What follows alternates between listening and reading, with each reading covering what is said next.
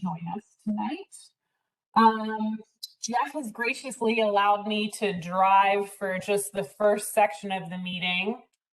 So if folks don't have any objection to that. I just wanted to kind of go over our agenda and our purpose for meeting tonight.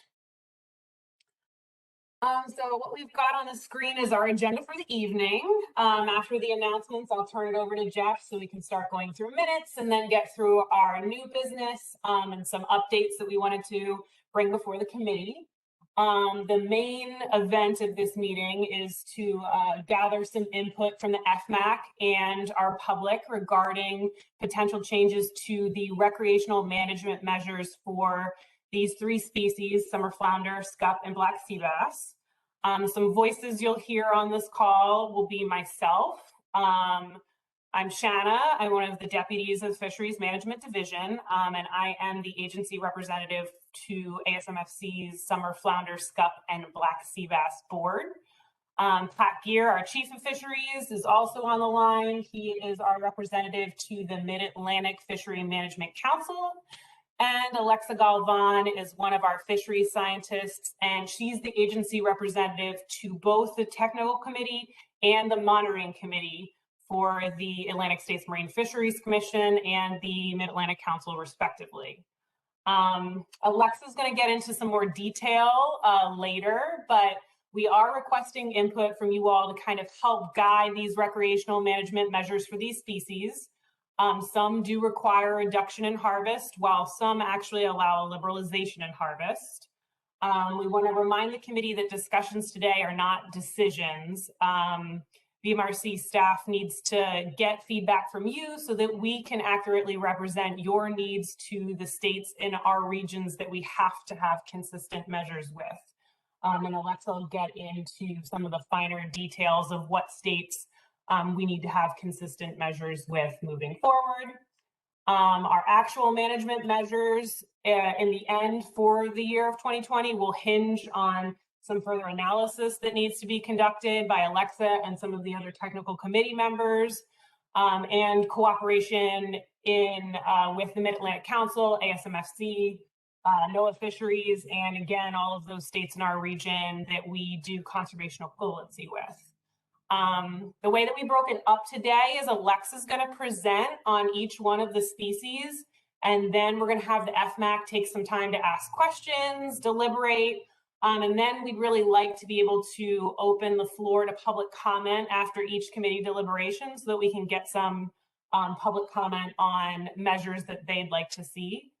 And then finally, at the end, we wanted to make sure to lend some time to taking public comment to items that are not on the agenda after our other business section. There are several members of the public present, so we're going to try to keep each comment limited to 3 minutes so that we're respectful of all of the public that are here on the call today. Does anyone have any questions regarding how things are kind of going to go process-wise today before I turn it over to Jeff?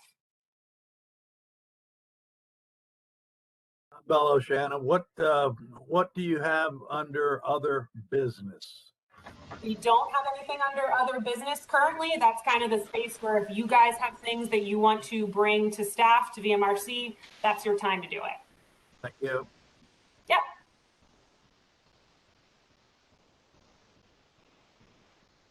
Okay, great. Sounds like everybody's good with the way that we're proceeding. So Jeff, I'll turn it over to you to start the approval of minutes for May. Thank you, and thanks for getting things sorted. Did everybody review the minutes from the last meeting in May last year? I don't know if you can remember whether they cover everything or not, but you need to approve it either way.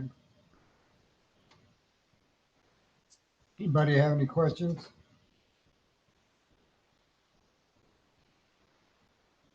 Get a motion to approve, please. I'll motion to approve. Scott McDonald. Bello, I'll second. Okay, motion's approved. All right. We'll get right on to the business here. First item is the ASMFC in the summer flounder allocation. Yep, and I'll be the one taking that from here. So let me get my slides in order. Okay.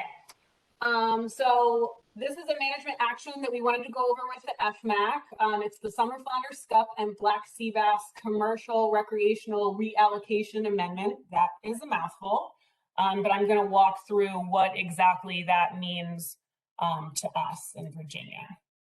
So a little bit of background on these three species. All of them are jointly managed species, so they're managed by the Mid-Atlantic Council and the Atlantic States Marine Fisheries Commission. And specifications for these species are set annually. So that means we figure out how much fish that we can fish and what the management measures are associated with that amount. So you'll get to see this lovely graphic later. Alexa made this, and we'll talk about it a little bit more in depth with her. But essentially what happens is the Scientific and Statistical Committee of the Council sets something called the acceptable biological catch. So we're going to get into the alphabet soup of the council that we love and to talk about so much. And this ABC is based on stock assessments and the stock status. And from there, the ABC is divided into commercial and recreational quotas. Now that's done by incorporating some things like management uncertainty, estimates of dead discards, and those sorts of things are accounted for to get to the recreational harvest limit, or RHL, and the commercial quota that these fisheries are managed to yearly for each of those sectors. Alexa's going to go more in depth with that RHL later, but the important part to note here for this specific management action is the fact that we take that ABC and we split it into two different sectors, the commercial sector and the recreational sector. And this management action addresses the split, the proportional split between those two sectors. So a little bit of history on those. The commercial and recreational allocation for all three of the species is based on historical proportions of landings between those sectors. And you can kind of see those years below. Summer Flounder is an 81 to 89. Scupp is 88 to 92. And then Sea Bass is 83 to 92. So why are we reevaluating this proportional split between these sectors? This is because of the revised Mrip estimates that took place in 2018 based on those adjustments to their methodology of effort estimation. You guys have heard about this quite a bit. It really impacts the way that we need to think about how historically the recreational sector was fishing. So these new estimates in general projected that there were more fish being recreationally caught than we previously thought. So we took that data, it was incorporated into stock assessments for these three species. And what the models did is, because we're catching more fish, they also estimated that there must have been more fish available to catch, which in turn changes those biomass estimates, which in turn ends up changing historically what we thought was in the water at that time. So the reason we needed to have an amendment to address the split is because those old allocation percentages would obviously then not reflect the current understanding of what the actual proportions of catch were between those two sectors. So here's a little bit of timeline and history of this amendment. So ASMFC and the Mid-Atlantic Council initiated the amendment in October of 2019. There were a lot of revisions and a lot of public hearings throughout 2020 and 2021. I think some of you attended some of those public hearings. The council and board decided to postpone final action in April of 2021 to continue to allow development of some new alternatives that were placed into this amendment. But then in December of 2021, the Atlantic States Marine Fisheries Commission and the council approved some preferred alternatives for this commercial and recreational allocation amendment. Since that was approved by both of those bodies, that goes to NOAA Fisheries, and then they make a final rule Once that rule happens, the changes that you'll get to see on the next slide will be implemented for management in the 2023 fishing year. So a quick overview of what specifically is in this document. First of all, like I've been talking about, it revises the commercial and recreational allocations for all 3 of the species.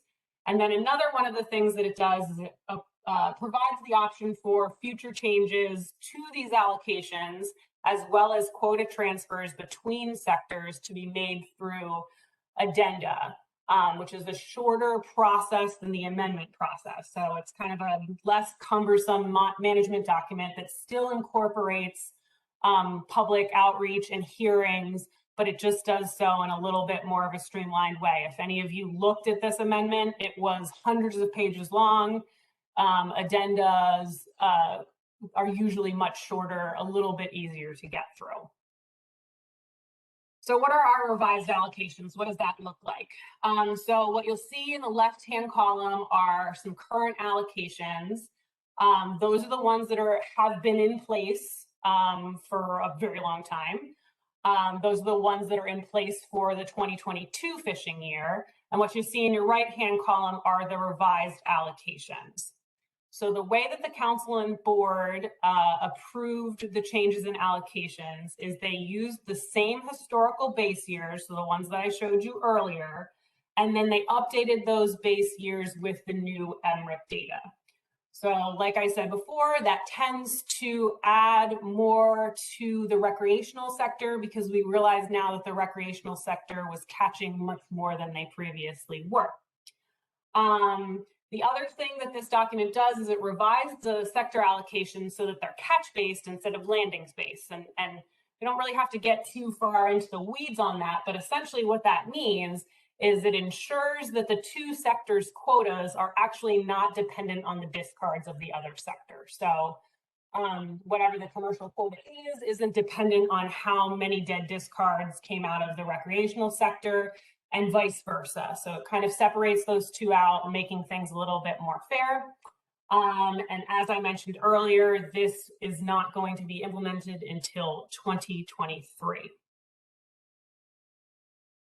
And with that, I am happy to take any questions.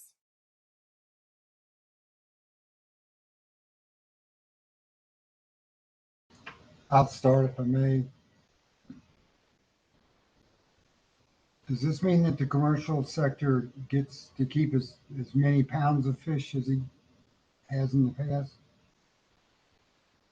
So tough question to answer just because it's going to vary. So it really depends again on what ends up coming out of that annual catch limit. So the revised allocations do give more percentage-wise in that split to the recreational sector, but that really depends on what ends up coming in the first step. So if overall both sectors receive more quota, because that's the first step, then there is no impact to the commercial sector. If things stay the same, then yes, the commercial sector would technically have less quota available to them. Well done, thank you.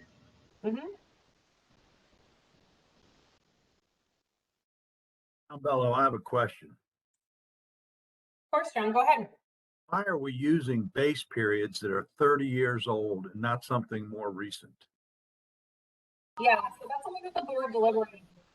So the base years reflect a lot of the historical catch for both the commercial and the recreational sectors. So the board felt that using the historical base years continued to help represent the way that that both fisheries operated, while still making sure to use that updated Mrip data to revise our understanding of how the recreational fisheries were fishing at that time.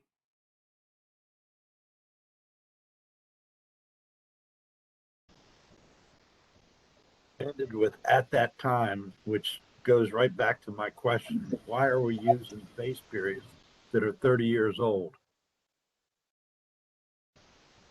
a lot of that, again, is to just make sure that we're honoring the historical fishery. So if we updated too greatly into a newer base year, a lot of times you're losing the infrastructure that was built on that time period.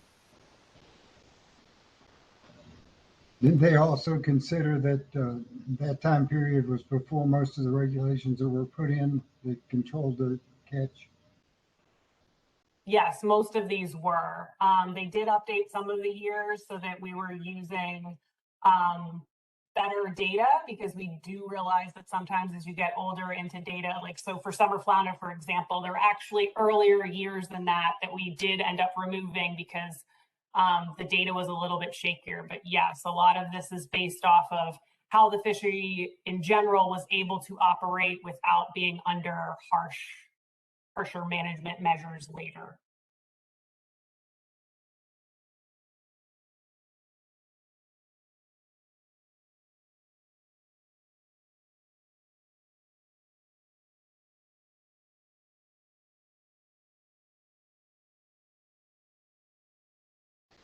Are there any further questions?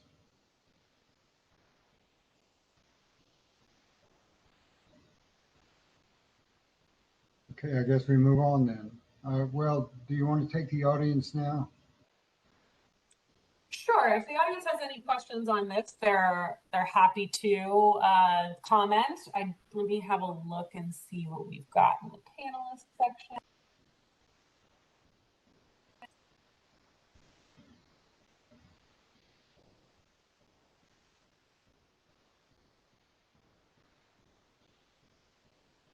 All right. Do we have any folks in the panelist list who would like to speak? You can either use the raise hand function or you can use the chat function and we can unmute you. So if anybody would like to ask a question or make a comment, just type it into the chat to let us know that you want to be unmuted, or use the raise hand function.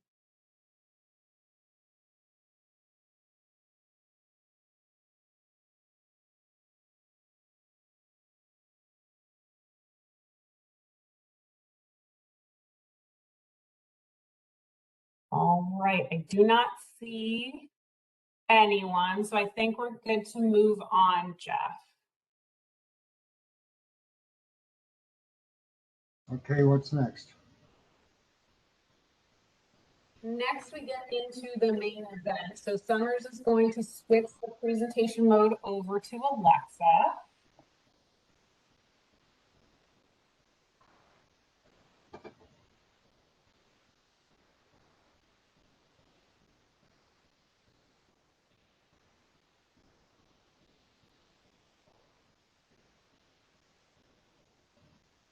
All right, can everyone see first slide? We can. Looks good. All right, so now we're going to be discussing the 2022 recreational measures for summer flounder, scupp, and black sea bass. So I'm going to be going over a little background because these species are unique in that they're managed both by the Atlantic States Marine Fisheries Commission and the Mid-Atlantic Fishery Management Council.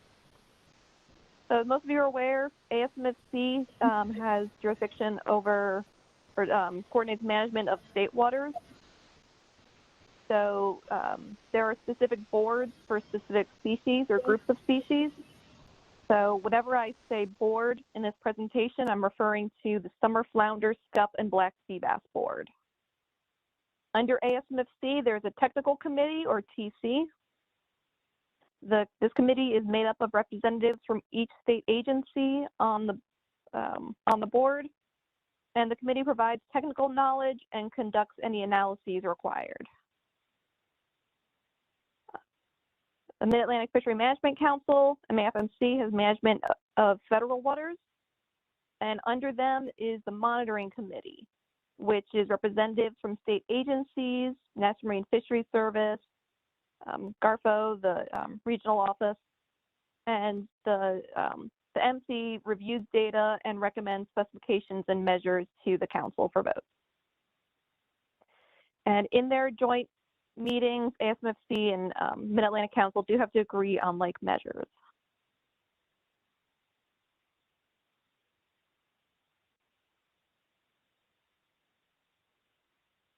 Okay, so here's the flow chart you saw earlier. So a brief walkthrough is the Science and Statistical Committee, as part of the stock assessment, set an overfishing limit and an acceptable biological catch, which takes into account scientific uncertainty. Based on the division Shanna just mentioned, that gets split into a commercial and recreational annual catch limits. So here is mostly what we're going to be talking about: the recreational annual catch limit, the recreational harvest limit, or RHL, and the recreational discards.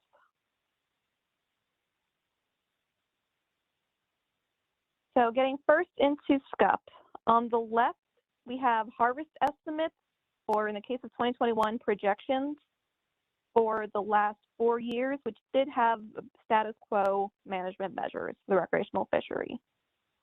So they've been fairly consistent, and so the average harvest was about 13.34 million pounds coastwide. When you compare that to the recreational harvest levels, including in 2022, where the RHL was 6.08 million pounds, you can see the RHL has been well exceeded. So harvest would need to be reduced by 56% in order to achieve the RHL. At their meeting this winter, the monitoring committee did not recommend taking the full 56% reduction. This is because Scupp biomass is nearly double the biomass target. It's fairly healthy. And also because of the socioeconomic impact of taking a 56% reduction. What they recommended instead was a 1-inch minimum size increase, which is analogous to a 33% reduction coastwide. The monitoring committee did still recommend a reduction because there have been several recent years of low recruitment to the fishery, and because increasing the minimum size allows more fish to mature before recruiting to the legal fishery. We were a little behind on the maturity schedule for Scupp. The board and council agreed with the monitoring committee that 33% reduction was appropriate. However, as part of the discussion, the National Marine Fisheries Service brought up that they are required to reduce harvest to the RHL, and if the board and council did not vote on a reduction that would do so, the NIMS would have to alter federal measures or close federal waters to do so. So the board and council voted to increase the minimum size by 1 inch in state and federal waters, and I believe the Fisheries Service is currently in the process of closing federal waters. This shouldn't affect Virginia too much. Somewhere around 100% of Scupp landings are in state waters. So here are the current measures on the left: 8-inch minimum size limit, 30 fish bag limit, and a year-round season. And the proposed measures for 2022 would be a 9-inch minimum size and bag limit and season stay the same. Now, because the council and board voted on an actual measure rather than a level of reduction, this isn't something we need to talk too much about, and increasing the minimum size limit to 9-inch will come before the VMRC on a commission day, probably in March or April. So I can take any questions about Scupp.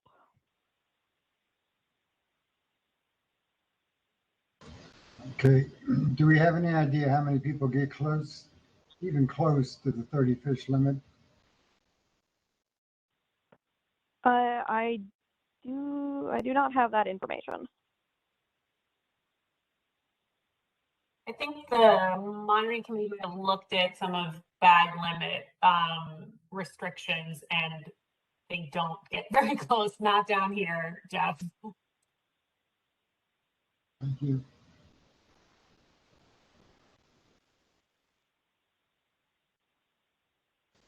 Anybody else?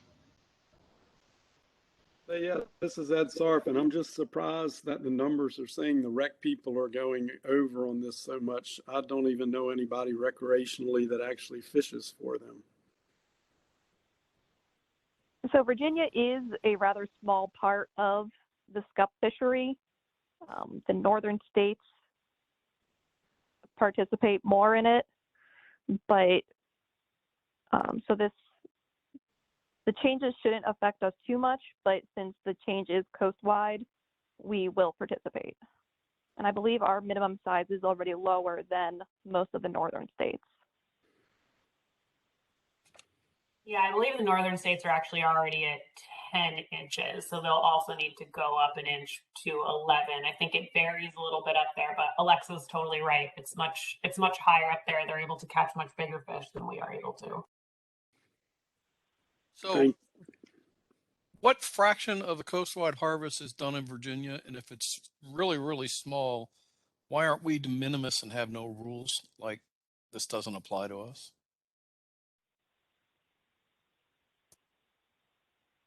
So I'm not sure exactly the percentage that Virginia is, but because we participate in the Mid-Atlantic Council, we're bound by the Magnuson-Stevens Act. So when the RHL is exceeded, we need to take action anyway. And the way that Scupp works, it's not the same as black sea bass and summer flounder, which Alexa's going to get into, which is broken down by regions. It's a coast-wide stock. So we adhere to a coast-wide measure, and right now that coast-wide measure is to increase by an inch. We did talk a bit before this motion passed. Skip actually serves on the Mid-Atlantic Council. We did look at some of the data, and going up to 9 inches really is not going to impact Virginia fisheries. I'm not debating that so much. The question, for example, isn't Delaware a de minimis status in cobia? And so they don't have to do any rules like we do? Yeah, well, so cobia, no, they do have to do rules. So cobia is managed just by the ASMFC now. So the rules are a bit different when we're dealing with something that's also federally managed. So there's no de minimis for something like Scupp. You either participate or you don't participate. And we sit on the council and we do fish those fish. So there's just, it's two different management systems. We're held to a different standard through council species because of Magnuson. There are examples of summer flounder, Scupp, black sea bass where states do qualify as de minimis, and they're all held to changing the measures as the council decides.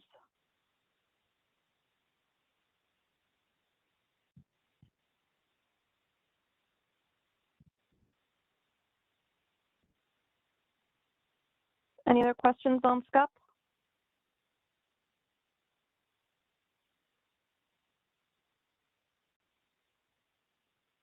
All right, I'm going to move on. I'm going to start talking a little bit about conservation equivalency, which will come into play for these next two species. So in conservation equivalency, a single set of coastwide measures can be replaced by state or region-specific measures. So for example, in regional conservation equivalency, states within a region work together to set consistent management measures.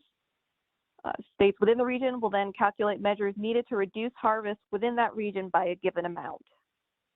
So if one set of measures might achieve a 28% reduction coastwide, but because the southern fishery and the southern population looks different than the northern, we might be able to have different measures that will still achieve that 28%.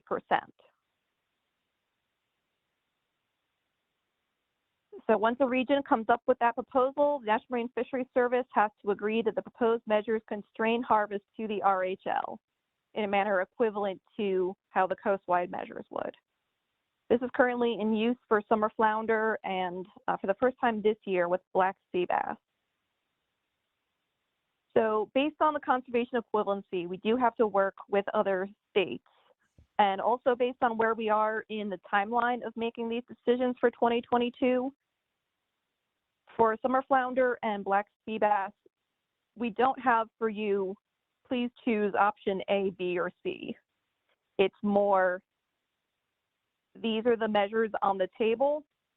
What does the committee and what do the public recommend? What are your priorities? Would you rather see a change to the size limit than the bag limit? If we have to change the seasons, if we have to reduce the seasons, where would you like to see that reduction taken? Because we'll be able to take these opinions, and when we go and negotiate with the other states, we're able to say Virginia's fisheries would rather see this. And they'll come to us with Maryland's fisheries would like to see this, Delaware's fisheries would like to see this, etc. So the timeline we're currently working on, by February 21st, the regions have to submit conservation equivalency proposals to the technical committee, and then the technical committee will review those. In early March, the board will review the regional proposals and the technical committee's recommendations and establish final measures. The Atlantic States Marine Fisheries Commission will certify to the Fisheries Service that these proposals will achieve and not exceed the RHL for NIMS to approve. And then we'll be able to put those into effect. So here's summer flounder. On the left is the harvest estimates, or in the case of 2021, projections, compared to the RHL on the right. You can see in the harvest estimates, there is a big difference, varying from 5.71 million pounds in 2021 to 10 million pounds in 2020. And these are all under status quo measures. The measures haven't changed within this time period. And the average of 7.8 million pounds over the last 4 years is below the 2022 recreational harvest limit of 10.36 million pounds. So we're able to liberalize by 33% before reaching the RHL. In their meeting last year, the monitoring committee recommended taking instead a maximum 16.5% coastwide harvest liberalization. This is half the staff recommendation because the monitoring committee is concerned with the large variation in harvest under status quo measures. It's a little harder to predict where 2022 might fall with respect to the previous years. And an above average year class in 2018 will be recruiting into the legal, there should be recruiting into the legal fishery this year. So we should see a bump in legal size fish that can be harvested. The board and council agreed and voted for a 16.5% liberalization in state and regional measures. They also approved regional conservation equivalency. So Virginia, Maryland, and Delaware will be submitting one proposal with consistent measures throughout the region. So here are the current measures on the left: 16.5-inch minimum size, a 4-fish bag limit, and a year-round season. We're looking at perhaps a 16-inch minimum size limit. That's something we know the other states in our region are interested in. A 4-fish bag limit, and still a year-round season. Here's a quick graph of summer flounder harvest in Virginia. You can see 2021 had a bit of a spike, and July, August had the bulk of harvest for the year. Here's a length frequency of summer flounder in the Delmarva region. The blue bars are discards.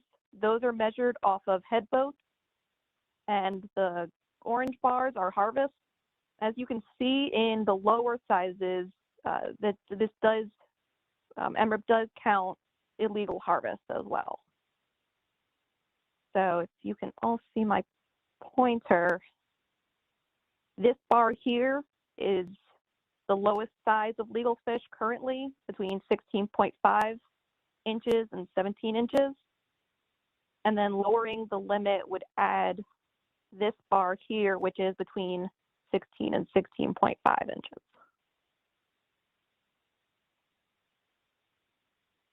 So any questions about summer flounder? Are you going to need a recommendation from us to give to the commissioners?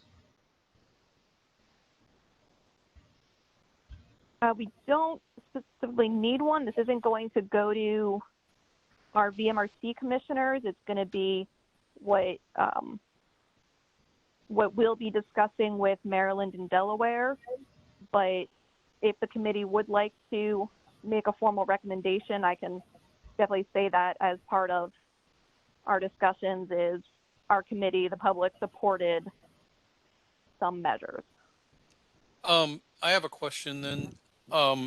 Did you look into what if you could maintain the 16.5-inch minimum size and go up to a 5-fish bag limit? That's not something we've been able to look into yet. If the committee feels strongly about a bag limit, we can start trying those analyses. We just didn't have time before today's meeting. Yeah, I would request that you look at if you can maintain the existing minimum size and go to a 5-fish bag limit, if that is an option that could be put on the table. If it's not, if you have to increase the size, then no. You mean to have a 17-inch minimum size and a 5-fish bag? Right.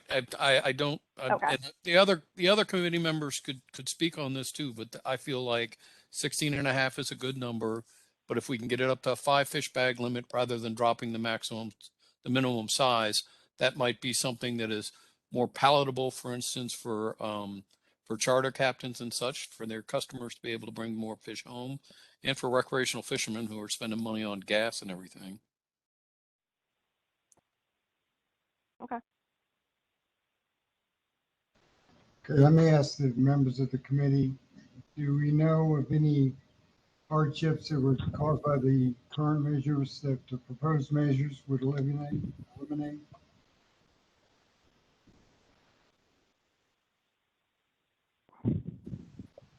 I'm sure in the upper bay, it would help.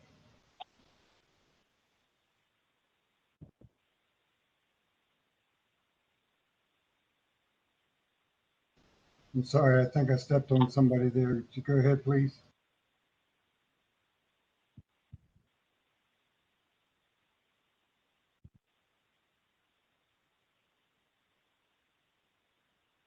I think you might have been hearing your own feedback, Jeff. I didn't see anybody else on mute. Tom, I did write down your points. I know Alexa has as well. If the rest of the committee does not have any more comments, we can also open the floor to take some public comments on this issue as well. I have a question. Did you not say earlier, this is John Bello, excuse me. Did you not say earlier these measures, the proposed measures, have already been discussed with the other states in the region? And it looks like that this is what everybody wants to do? On a very preliminary manner, it's been emails between me and the other technical committee members. I haven't heard any other interest in a bag limit. They've seemed interested in the 16-inch, but the discussion is kind of between the technical committee members, and then we go out to our agencies and then come back to the table. So the only species of the three where there's no wiggle room at this point, no potential wiggle room, is Scuff.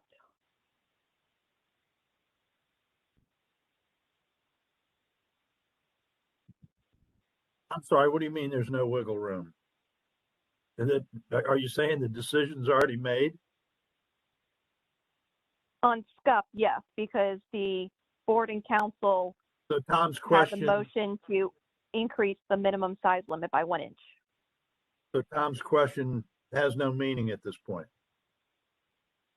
No, Tom's asking, we're talking about summer flounder right now. She was talking about Scuff. So summer flounder is still open. Excuse That's me. why I'm asking you guys for input. Excuse me. Yeah, sorry. Yeah, I mean, historically, whenever we've dealt with flounder, there's been like 6 options on the table, and I just would be interested in what the other options that we could do are, so long as it did not increase the minimum size. And I also don't think we should really be doing closed seasons either, but that's another matter. That's helpful input, Tom. So we can definitely, Alexa can definitely try that out, see if that works with the 16.5% increase. And we can also go back to the other states and see how they're feeling about that as well. So we definitely appreciate that input.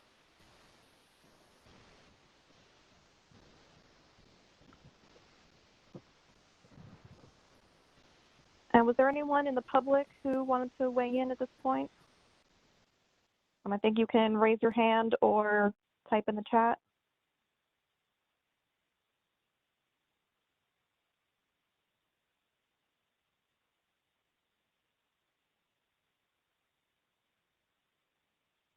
Summers, let's go to Dave because I know that his wife had cut in earlier and said that he did want to speak. So if you can unmute him and just see if he'd like to speak now, that'd be great. He might be unable to find the chat function. It's kind of hard to navigate.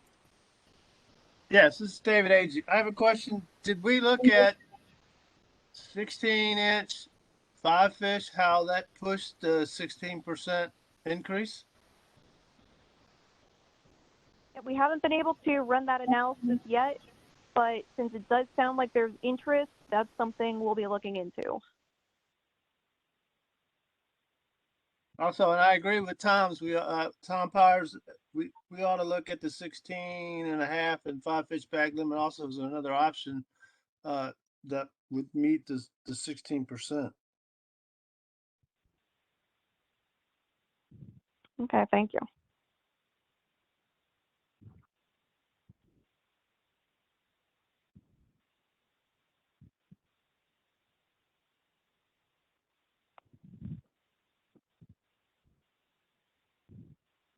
Anything else on summer flounder? Do we know how many people got close to 5 fish with 16.5 inches? That's something I'll start looking into late this week, early next week. And if it's doable, that's something we can discuss with the other states. And when would you meet with the other states? Would we have time to consider this again at an FMAC meeting? We don't have a meeting time. It's just that the proposals have to be submitted by February 21st, excuse me. So it's kind of been an ongoing discussion with the other TC members over email at this point. So when you do those numbers, we may have time to go over them, I take it? I think we can have that. I think we can have that discussion via email, Jeff. I don't know if there'd be enough time for another meeting, and I think that Alexa's analysis will show pretty clearly whether or not a 5 fish bag limit meets the required liberalization or if it goes over. So we can let you guys know the outcome of her analysis and our deliberations with the other states. Very good, thank you.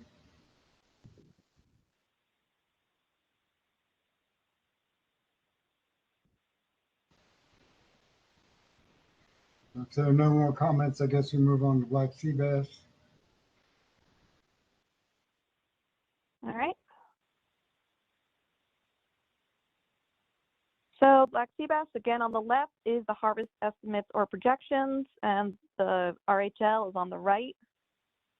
The average harvest estimate for the last 4 years is 9.4 million pounds, compared to the 2022 RHL of 6.34 million pounds, means we need to achieve a 28% reduction.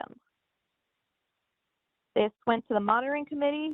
Another matter that came up is that an accountability measure was triggered in the federal plan.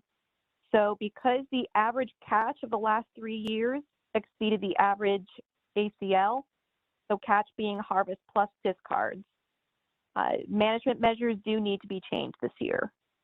Because the biomass of black sea bass is high, a payback is not required, but management measures do need to be adjusted this year. The monitoring committee recommended a 1/2 inch increase in minimum size, which is analogous to a 14% reduction coastwide. The monitoring committee did have concerns about the 2021 Mrip data. They're also concerned about negative socioeconomic effects. And we're considering that the black sea bass that biomass is double the target. The board and council voted to reduce the coastwide harvest by 28%, the full 28%. Similar to Scupp, the National Marine Fisheries Service is required to reduce harvest to the RHL and would have to alter federal measures or close federal waters if the board did not vote for the full 28%. So if the board had gone for the 14%, chances are the National Marine Fisheries Service would have had to close the federal waters. And worth noting that in Virginia, at least 80% of black sea bass landings come from federal waters. So that would have been a big injury to our recreational fishery. The board did approve conservation equivalency. So Delaware, Maryland, Virginia, and North Carolina have to submit one proposal with consistent measures across the region. And then last week at the January 25th board meeting, the ASMFC Summer Flounder Scupp Black Sea Bass Board did revisit that decision because new Mrip data has improved 2021 projections. At the time of the first vote, September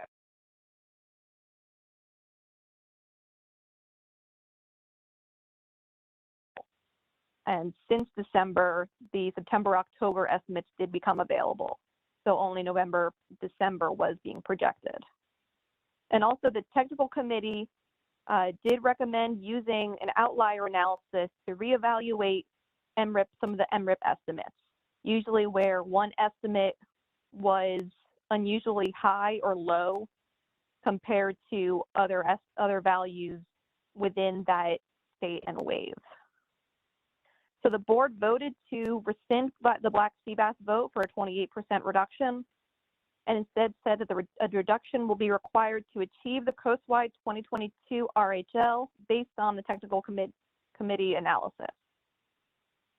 At their meeting this Monday, the TC recommended an analysis resulting in a 24% reduction with an acceptable range between 21% and 27% for the board to choose. And the board will be debating that next Tuesday prior to the council meeting, where the council will have to make a similar motion to rescind their 28% reduction and say whatever the technical committee analysis showed. So here are the current measures: 12.5-inch minimum size limit, bag limit of 15 fish, and a season of May 15th through December 31st.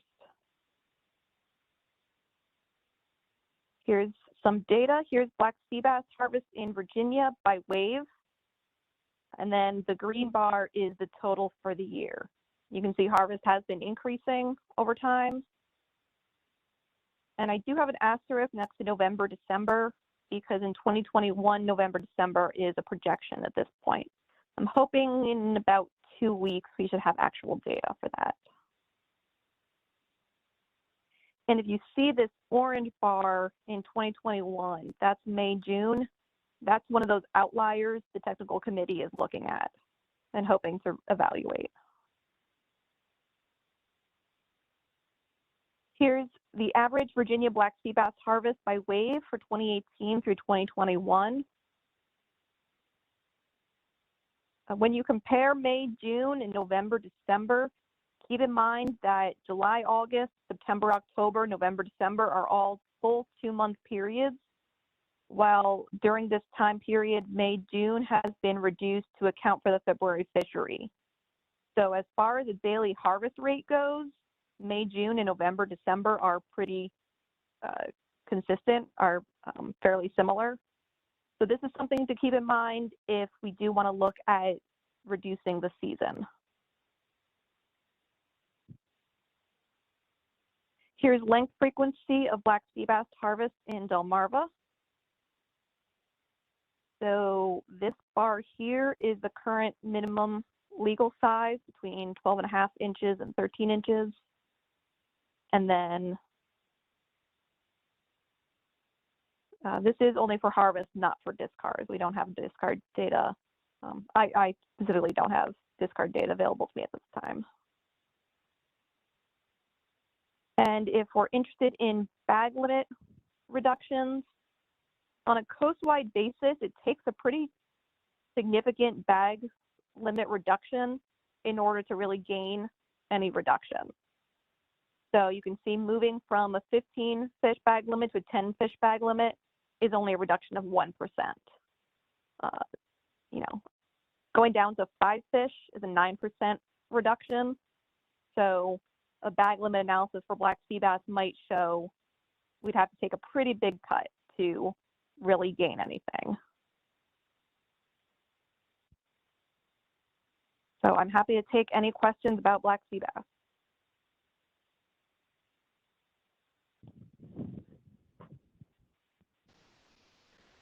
Can you give us a plain English explanation of why they're reducing when the biomass is so large?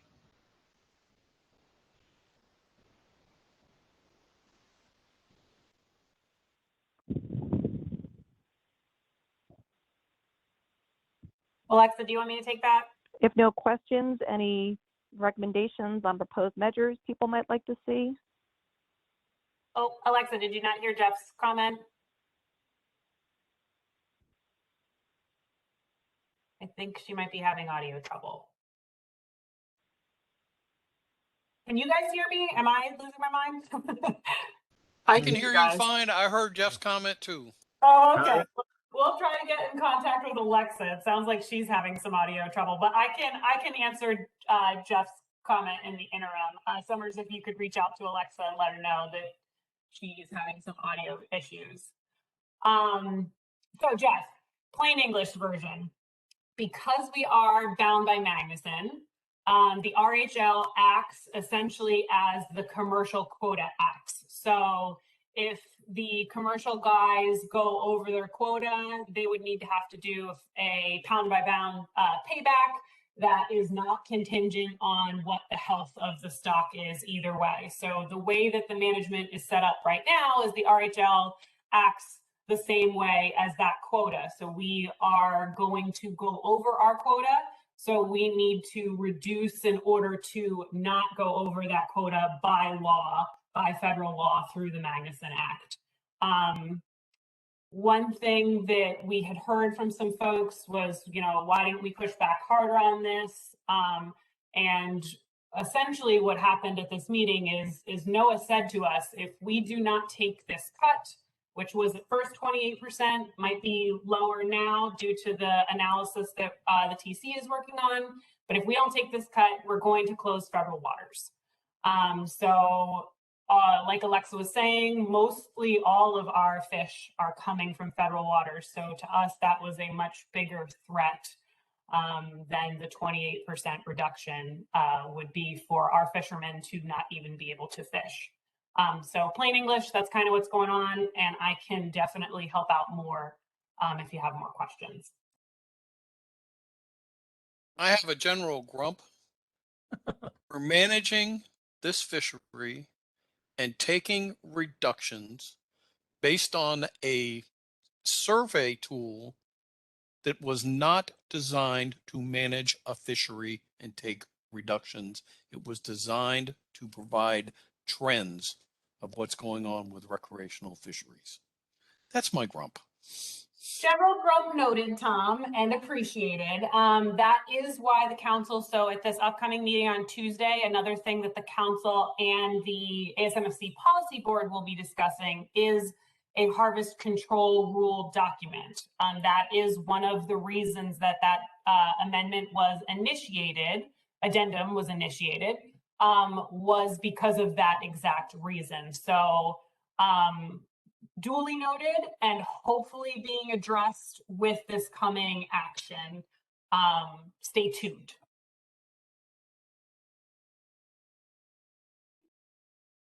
What's the definition of discard data? I don't understand what that is.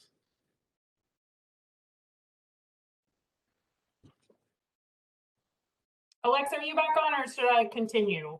I don't want to step on her toes. Okay. You do not hear her, so. Shanna, she texted me and said she lost her audio. She's working to get it fixed.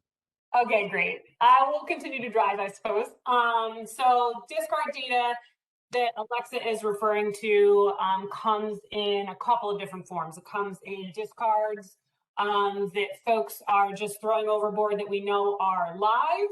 But then we also have what's called dead discards, which is taken into account with our harvest. So the dead discards that the discards that Alexa is referring to are dead discards.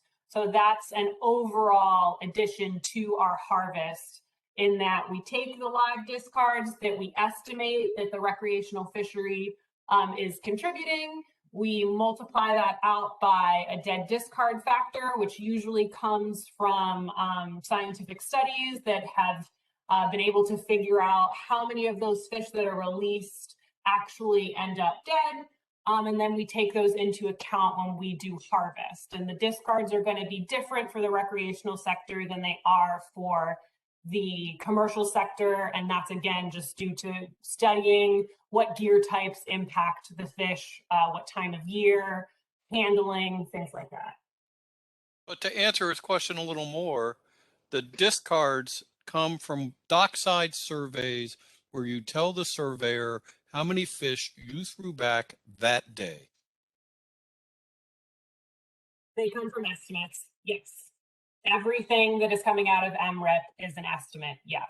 Right, but the base, so there's two pieces of Mrip. One is what is the harvest per person? And that comes strictly from dockside interviews.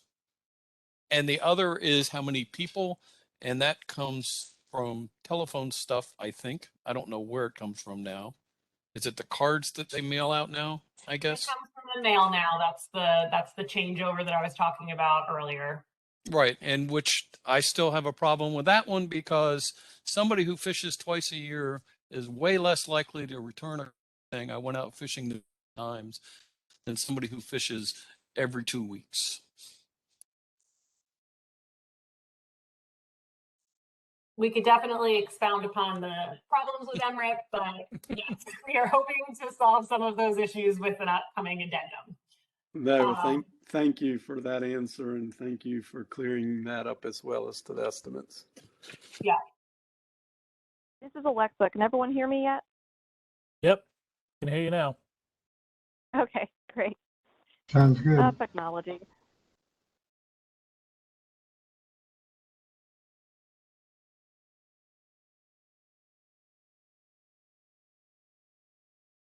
So I don't know if we're gonna ever have choices in this, because I know we're in regions, but me looking at it, I know it's probably gonna go up to 13 inches, and that's 14%. And to achieve our other whatever we need to do, 6-8% more, I think it's gonna have to be done in the season, because if we only get 1% going to 10 fish, there's no way we can go to 10 fish. The bag limit needs to stay the same, and the season somehow needs to be adjusted if we have to achieve another 8 or 9%. Keep in mind, Skip, that the 14% is if we increase by the half-inch coastwide. It might be a different percent looking only at the southern region. Okay, that's But okay. Yeah, yes, I'd love to get the committee's input on, if we do have to change the season, how would you like to see it change? You want me to tell you how I would like to see it change? Go for it. The May 15th is still good, but we could, the problem with adjusting that is tilefish opens May 1st. And originally we were hoping that tilefish and sea bass would be aligned, because when you're tile fishing, you're catching sea bass. But anyway, we need to, around Christmas, maybe even, end it the 12th or 15th of December. Maybe lose a little bit in the summertime when there's not really, when there's other stuff around to catch other than sea bass. But, that's like, just with us losing February has, which weather dictates that a lot, but that's when the fish are here. So, even, I don't know what it would look like if it went from June 1st to December 15th, something like that, if that's enough or what. But I really don't think we can mess with the bag limit.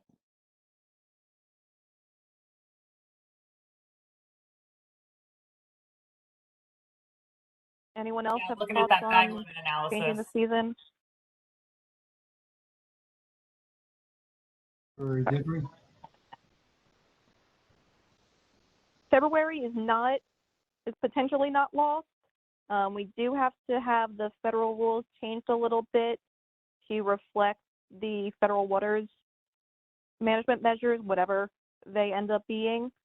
This is just to change the regular season. So let's say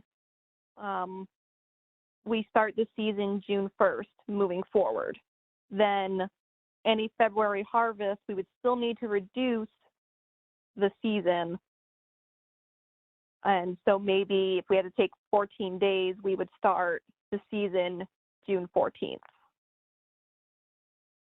So And yes, February is still potentially there. It's just we'd be reducing this, the May 15th through December 31st, or whatever it winds up being, season. but yes, we did lose February this year, Jeff. We're not allowed to fish this year. How is it this is Bob Sinclair. I have a question. Can you hear me? Mhm. Yep. How is it possible that going from 15 fish to 10 fish has a 1% impact? That I'm having trouble understanding that. If somebody could explain that. It looks like coastwide, just most people don't catch their full 15 fish bag limit. Possibly most trips max out somewhere 10 fish or below. Okay, I understand. That makes sense. Thank you. I wasn't getting that, so that does make sense. But I don't know where that's coming from, because any kind of directed trip, you're catching your limit without, that's not hard to do at all.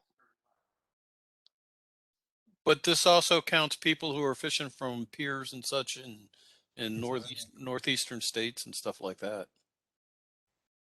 Small boats or whatever.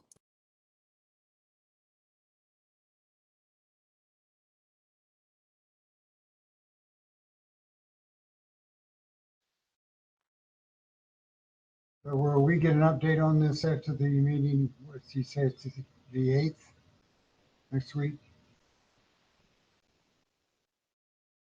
I'm not sure how much of an update there'll be after the 8th.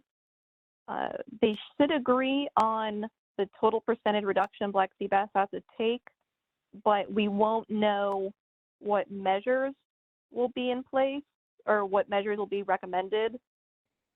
Depending on how much analysis there's left to do, it might take us up to February 21st, and then we'd still have to wait for the technical committee to approve it for ASMFC and the National Marine Fisheries Service to approve. But once the proposals are finalized, we'll be able to share that.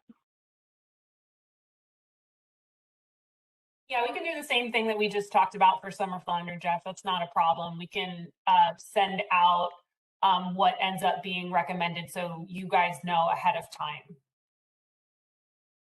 We'd appreciate that. Can you, so the February season for this year is gone. Can you explain in simple terms so that can be explained at meetings why that is? So the simplest explanation is that we don't know what this year's Black Sea bass season is going to look like. We don't know how much of this season we'll have to give up to reach whatever percent reduction. And then it could hurt. We don't know. And if it does hurt the fishery, then they would still have to take another reduction if we did hold the February fishery. Yeah. So it's more removing this year's February fishery to make sure there's more of a fishery during the regular season.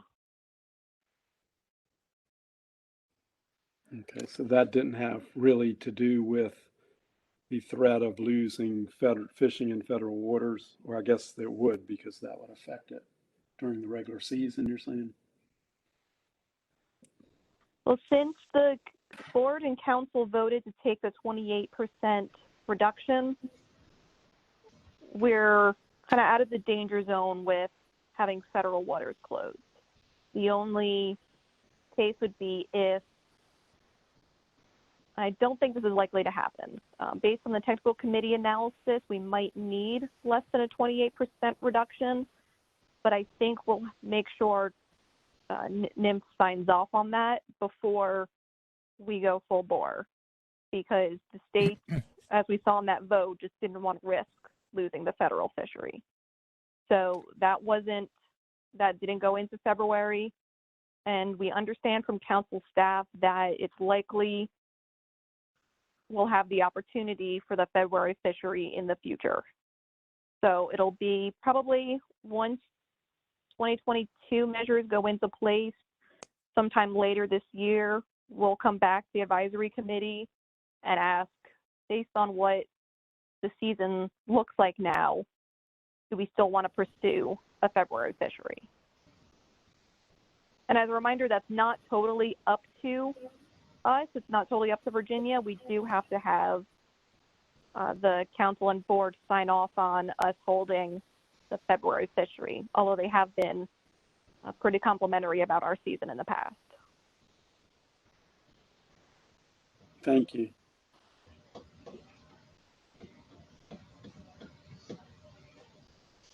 And it might be kind of leading people on to say we have a February fishery just because, you know, it's, yes, it is a February fishery, but whatever we catch in February, we have to pay back.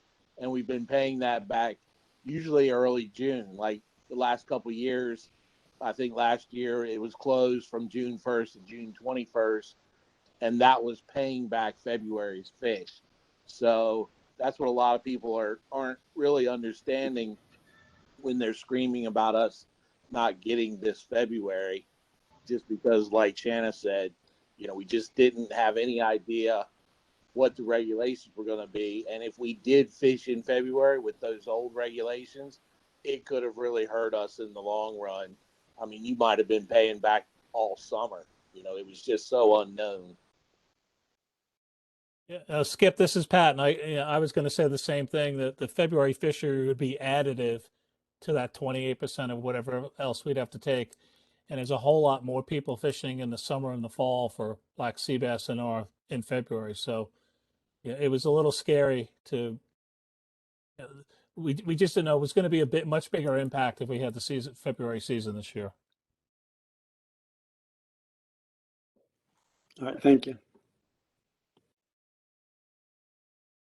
Before we move on, are there any other suggestions for if we have to take reductions to the black sea bass season where people would like to see those reductions taken? Keep in mind the bars I have up will coordinate with the daily harvest rate. So, I mean, if you look at the difference between September, October, and November, December, taking a cut in November, December would mean fewer days would have to be cut, and taking it September, October would mean probably much more, many more days would have to be cut. So we're looking for any guidance the committee has for that. Sorry, I don't mean to interrupt, but I just want to quickly get Michael Lightfoot, his audio organized, because he's called in now, so I want to unmute him. So Mike, to speak, you're going to have to press *6, and that should unmute you.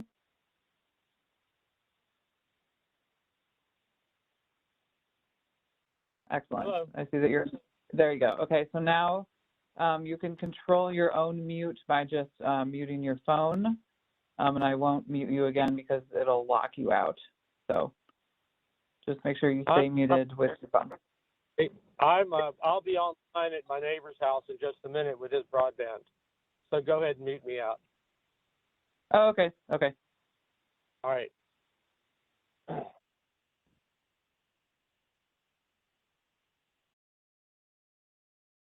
Okay, sorry, Alexa. No problem. Good to make sure everyone's on board. So no other comments on black sea bass season?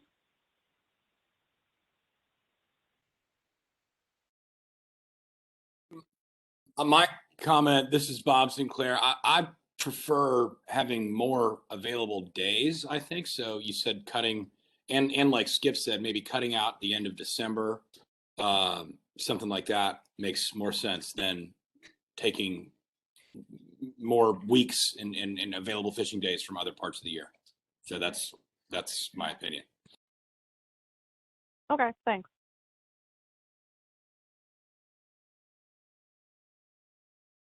And with November, December presumably being about the same daily harvest rate, again, this is only in Virginia, as May, June, you'd prefer a cut to be taken out of December than May? I mean, this is me personally. Yes, I would prefer that personally. Yes. I don't know. Skip may have another opinion. I know he was talking about it earlier, but yeah, that's what I think. As far as I'm concerned, it just depends on how many days you're talking. If you're talking 15 days, and this is basically for the for hire industry, just because the last 15 days of December, there's so much other stuff going on with the holidays and everything. You don't have that many people, wanting to go fishing, even though the fishing's even better. But if it's more days, then you might have to take a few on the front and then a few on the back. It just depends on how many days you're talking. Yep. Okay, thanks.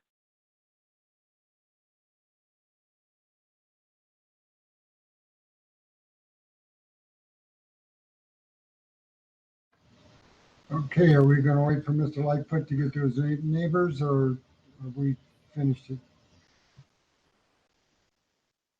He is on and able to participate if he wants, so I still see him on attendees, but I think what might be a good thing to do now is turn over and see if we've got any folks in the audience who would like to contribute. Again, if you would like to speak about black sea bass, there's a little raise hand function. You can also use the chat function to let us know that you'd like to speak. I know Dave specifically wanted to talk about summer flounder. I don't know if he had anything for black sea bass. Do you want me to unmute him?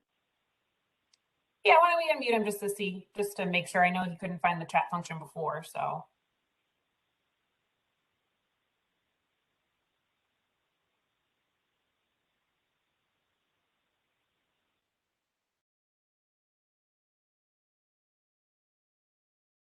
So with this new WebEx thing, you have to request that they unmute, and then they still have to unmute themselves. So Dave, I requested that you unmute, but you're going to have to also unmute if you want to talk. There you go. No comment. I have no comment. Okay, great. I don't see any other hands raised. I'm not seeing anything else come through in the chat. So I think that we're good. Thanks everyone for your input. This helps.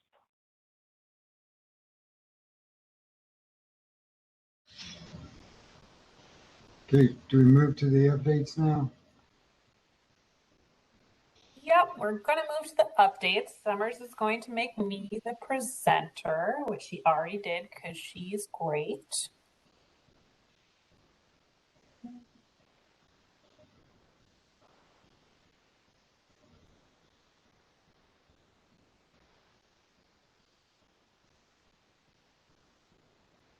All right, can you folks see my big screen now? Yes. Fantastic. Okay, so we're just going to go through a couple of updates for some things that we thought that the FMAC would be interested in. So I will run through a few of those, and then Summers has some, and Pat is going to be last but not least. So first, I wanted to give a quick update on bluefish. So there was a bluefish amendment that was approved in August of 2021. That's Amendment 2.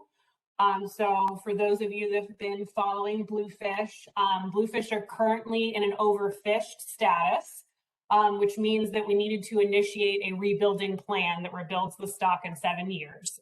So that means the stock would be rebuilt by 2028 is the goal.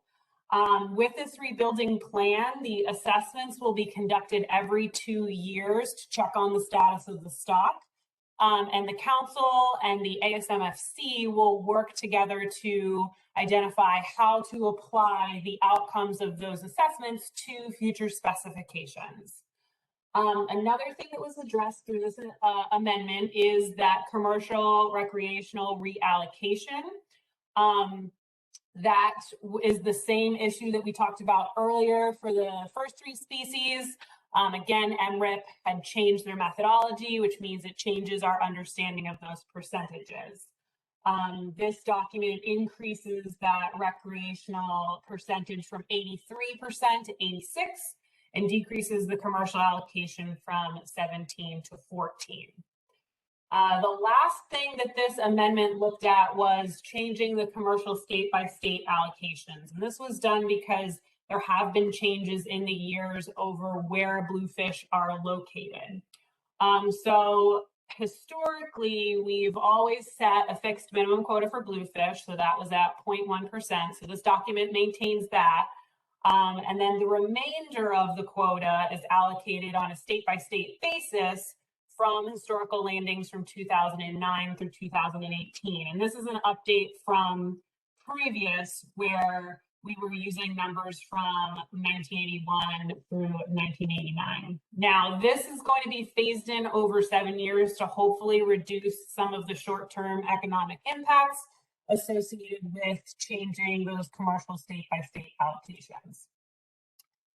So what you folks are seeing here on the screen is how that shift occurs over time, starting in 2022. So starting this year, where we sit and where we'll move to in 2018. So since the percentage of that coast-wide quota is going to shift in Virginia over the next 7 years, we're going to be removing that percentage from our current regulation to increase regulatory efficiency. It's something that we've done for a lot of other species because we know what the quota is, and we maintain doing the administrative work for that in-house. And for that, I have no other slides for bluefish, but I do want to take a second to pause and see if anybody has any questions.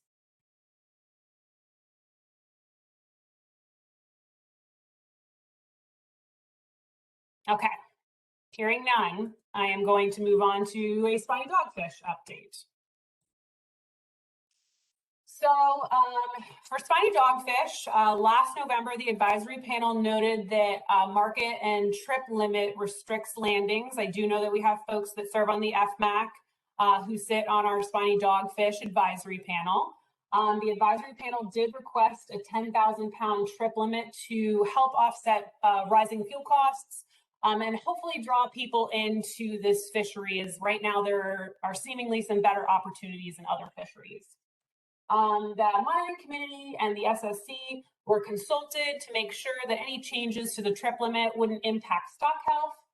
And Mid-Atlantic Council staff completed a trip and price analysis to see if any recent changes in the trip limits impacted ex-vessel prices, because obviously we don't want to change in the trip limit to disturb any of the prices for spiny dogfish. So they did this by going back in time and looking at some of the previous year's trip limit increases. So in 2014, we went from 4,000 to 5,000 pounds. Then in 2016, we went from 5,000 to 6,000 pounds, which is where we are currently at today.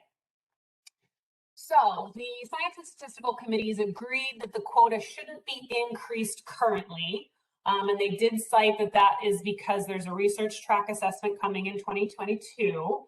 But they also said that any changes to trip limit should not impact the stock, since we're obviously still adhering to that same quota. The monitoring committee also agreed that the trip limit should not negatively impact our stock size. The Mid-Atlantic Council staff review of fishery performance of those previous trip limit size increases led staff to suggest that having a relatively small incremental trip limit should not substantially affect ex-vessel prices. So the Mid-Atlantic Council and the New England Council, this is actually like a dually managed species, and the ASMFC improved this increase to the spiny dogfish trip limit. That means that spiny dogfish trip limit in federal waters will go from 6,000 pounds to 7,500 pounds. What staff is suggesting is that in the March VMRC meeting, we will request to increase our trip limit. So our trip limit in state waters right now mirrors federal waters. So we are at 6,000 pounds. But when the spiny dogfish season opens, it will increase to 7,500 pounds to mirror what is happening in federal waters. Something else of note that I just wanted folks to know about is, like I said earlier, there's an upcoming stock assessment. They're holding a stakeholder session on Tuesday, February 15th from 3 to 5 p.m. And this is just to give folks some ideas about what the next stock assessment will look like, and of course, gather any input from stakeholders as necessary. And with that, I will again pause for any questions on spiny dogfish. Shanna, Scott, I don't have a question, but a comment. Of course, go right ahead, Scott. I guess last minute it came to my attention. It sounds like the fishery in Virginia at this time does not want to mirror. The boats in Virginia Beach are afraid that going up on the trip limit is going to lure more boats into it. So they're concerned with the amount of permits that they have, that we have in Virginia. So the majority of the fleet doesn't want to do this until we look into permitting.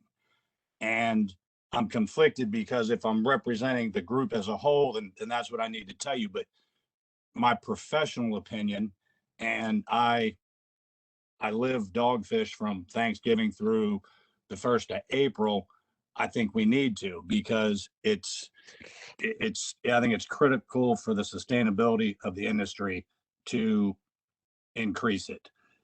Sea Trade is the last processing house that we have, and they need 16 to 20 million pounds just to sustain their business. And the whole East Coast last year produced 10 million pounds. They're the ones that are pushing to drive this. And currently we are at 8 million on the whole East Coast. We're probably 75 because the fishing season starts May 1, ends April 31st. We're probably 75% through the fishing season, and we've only utilized 27% of the quota. So the whole purpose of raising it is to draw boats in and get more boats fishing in this fishery so that we can sustain it. But it's a direct conflict, I guess, in what the Virginia boats are thinking. So, like I said, I'm conflicted in which way to what I'm supposed to do here. But that's just my comment. I think we need to do it, but I think we might need to appease the vessels, maybe look into the permits that we have in Virginia and see if we can figure out how to cut those back before we go along with it. Just a suggestion. That's what's been asked of me by the group. Definitely appreciate the input, Scott. So I can say that as far as the timeline is concerned, we would not be able to figure out permitting issues in time for implementation. So there's going to need to be a decision between whether the trip limit increases for the next year or doesn't. So what would happen was, the trip limit is going to increase in federal waters no matter what. Correct. But if we're at 6,000 pounds and the federal waters trip limit is 7,500, once boats enter into our waters, they would only be able to have 6,000. They're only going to be able to land 6,000. Correct. So I guess I'd ask that you consider the ramifications of the states surrounding us potentially having a higher trip limit in state waters than we do. And I'd say that we can definitely look into the permitting issue, but we're not going to be able to look into it in the time frame required. And that's fine. I feel like I said, I felt like I had to mention this to represent the group, but we've got time because our fishing season is coming to an end. So if we mirror this, this wouldn't go in effect until May 1st, correct? Or would it go in, when would it go into effect? Yeah, we're looking at it for going into effect with the next fishing season. So FY 2022. So yeah, May 1st. Correct. So even if we go along with it, we've got time to, before the next fishing season, to look into this as far as doing something with permits. And for 2023, yes, I think we need more time for 2022. Correct. Yes, it would be. Okay. Yeah, exactly. We don't start fishing in Virginia typically until the middle of November. So it's not something we would need to worry about when the season opens May 1 anyhow. Gotcha. Yeah, we would definitely need some time to figure out exactly what's being asked. Correct. Yeah. And I'll call you on that. We can discuss that at a later date. Okay. All right. Thank you. Yeah. Thanks, Scott.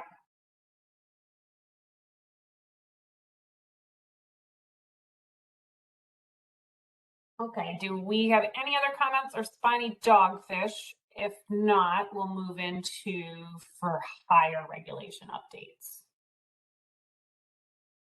Okay, great. Hearing none. Summers is going to provide you some updates on for hire regulation. Oh, I see Mark Sanford. Summers, would you mind unmuting Mark so he could make a comment? Yes, 1 second. Okay, Mark, I've requested you to unmute, so you have to then unmute. There you go.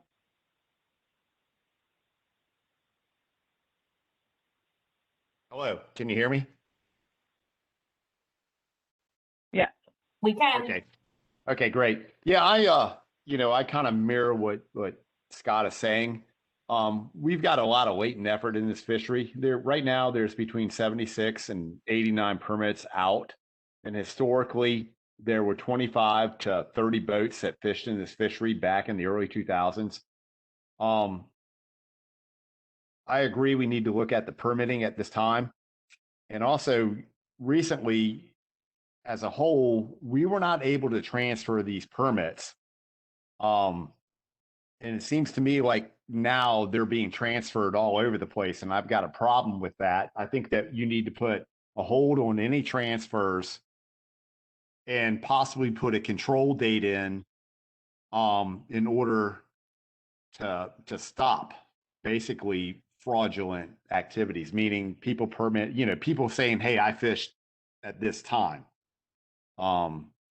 is what I'm saying. And as far as like the 6,000 pounds go, 7,500 doesn't mean a lot, but I think down the road, as the trip limits increase, it will affect the people that are into this on basically the long run, meaning that have been in it since the 2000s or before. It will affect them. So anyway, you need to look at the permitting, maybe put a control date in to where if you haven't landed before, January 29th, 2021, then, you lose your permit and, go from there. But the permitting is a big issue. There's a lot of latent effort. That's all I got to say. hey, it's Summers. So I'm in charge of the transferring of these permits. And I will say, there isn't many that happen a year, and it does require the person to either be an immediate relative or active military duty or retired or passed away. And then in addition, we also only allow a total of 82 of those permits a year. And it's actually less now, just based on people that don't transfer it before their card gets transferred. So those actually just disappear. But we will definitely look into that. And we've talked about it internally a little bit too, but just wanted to clarify that first.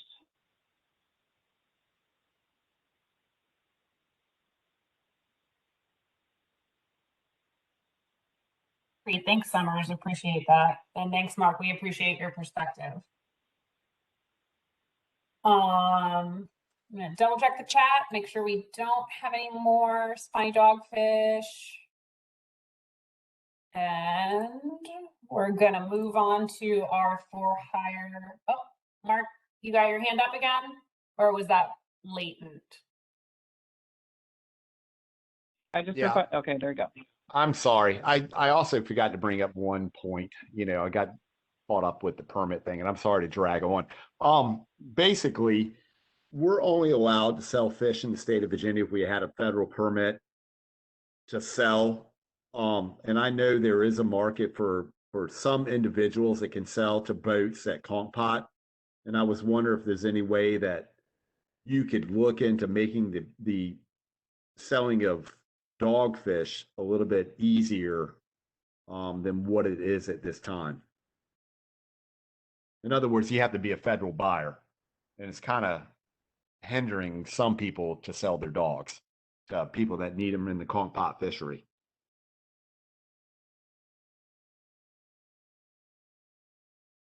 Okay, thanks for your comments, Mark. We'll definitely have to look into the reason why.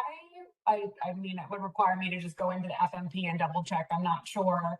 I know that that's a requirement, but I'm not sure if that's a federal requirement since spiny dogfish is federally managed. Yeah, it's not a federal requirement. We'll look into it. But it's a federally managed species. It has to be sold to a federally permitted dealer, just like sea bass.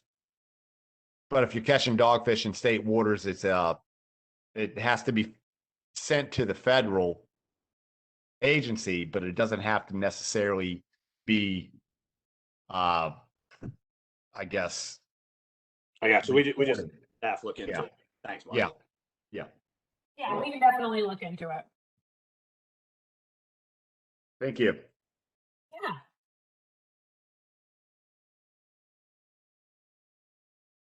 Okay. Summers, I think you're all set. Let me. Okay.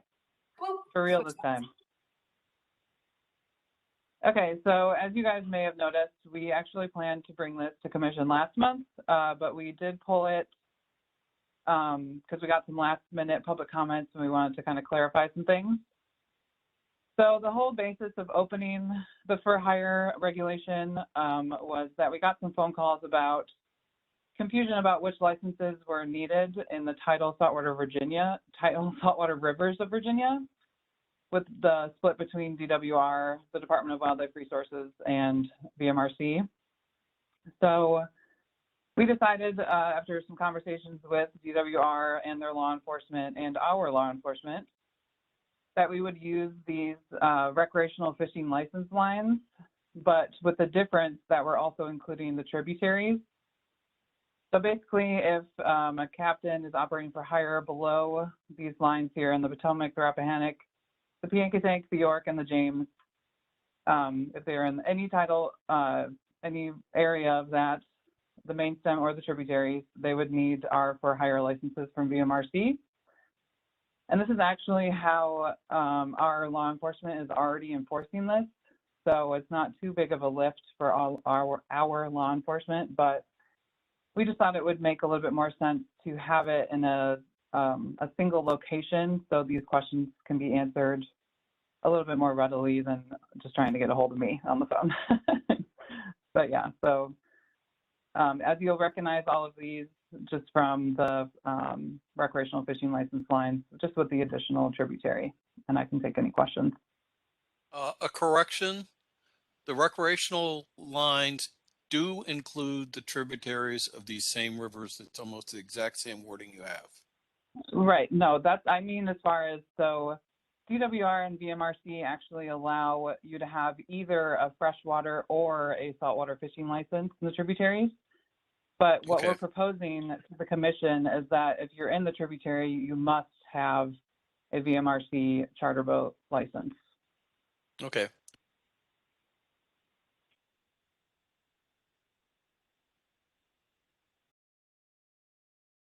Have you run this past the people who do catfish charters on the James and Rapp and stuff?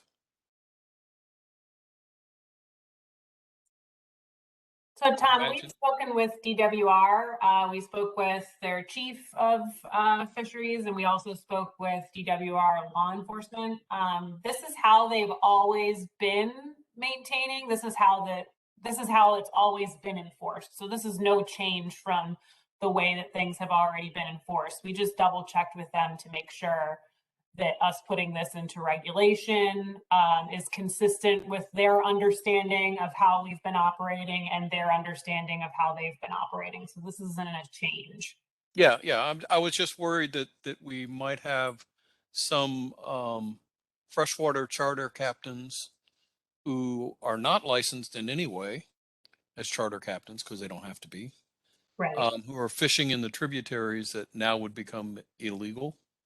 It was always. It was always illegal for them to fish in the tributaries below these rivers. Okay. Correct. Yep. Yeah. That's why we wanted to clarify with both our law enforcement and DWR's law enforcement. That's how their interpretation of our other regulations has stood forever. We're just trying to put that into this regulation because we know that a lot of a lot of for hire people would want to turn to a regulation that's specifically for them instead of digging through other regulations to get to it.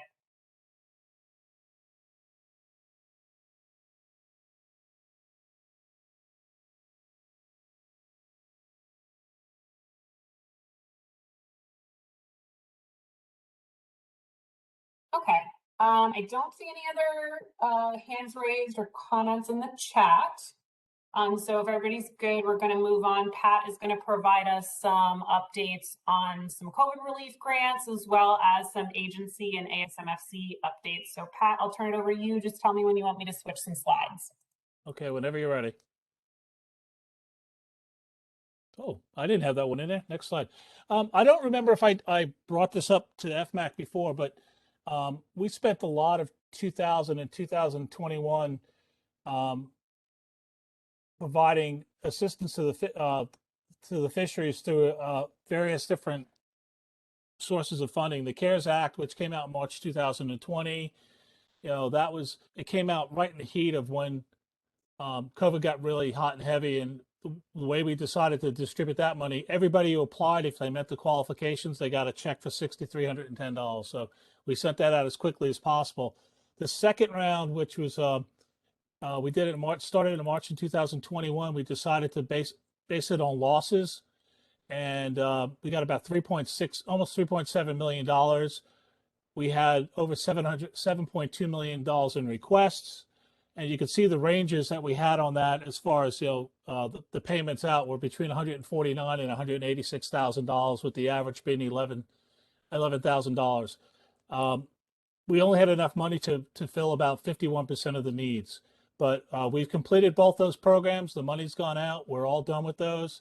And then the USDA came out with one just this past fall. It's primarily for seafood processors. It's the Pandemic Response and Safety Block Grant Program, and this is it's for all the different states. And we're getting $1.5 million will be available to the applicants. We just found out on last Friday the grant has been approved, and so next slide, please.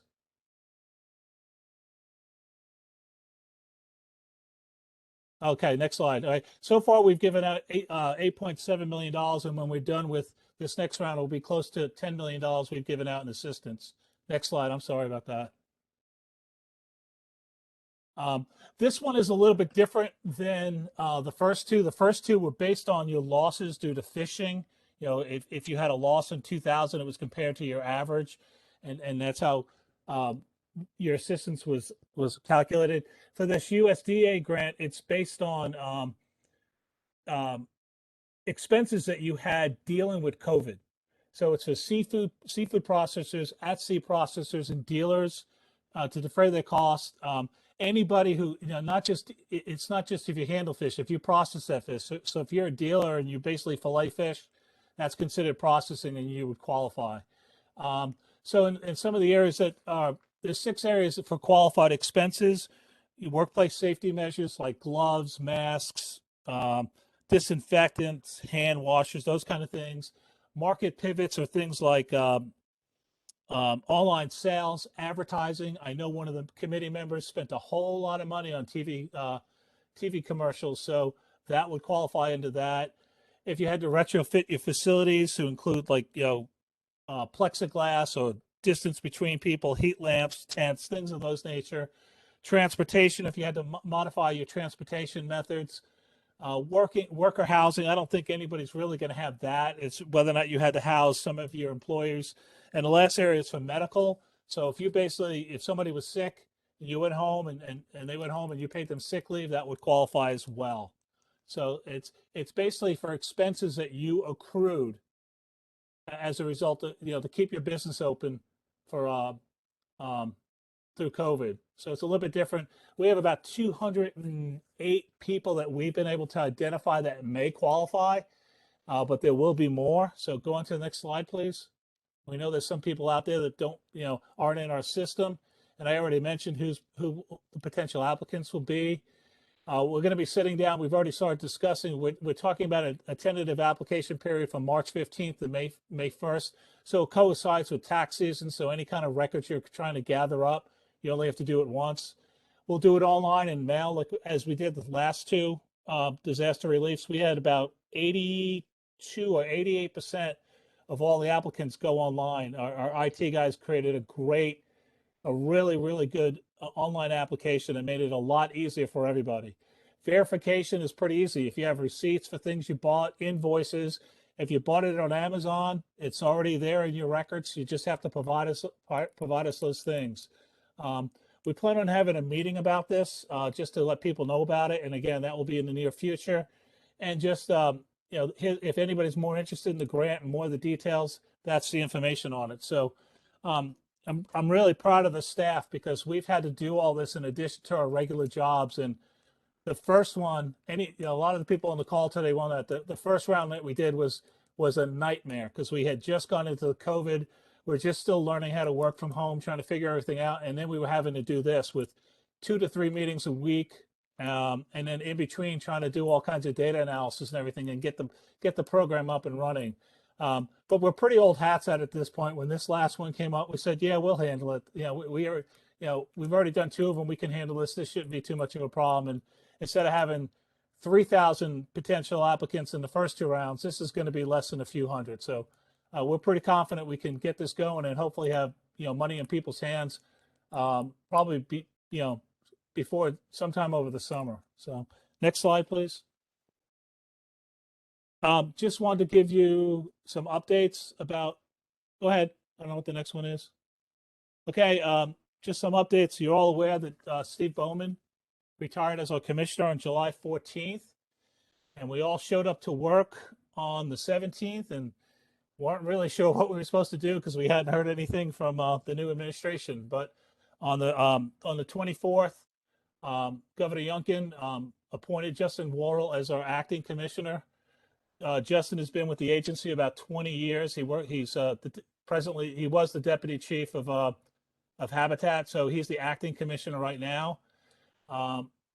Andrew Wheeler is the Secretary of Natural and Historical Resources.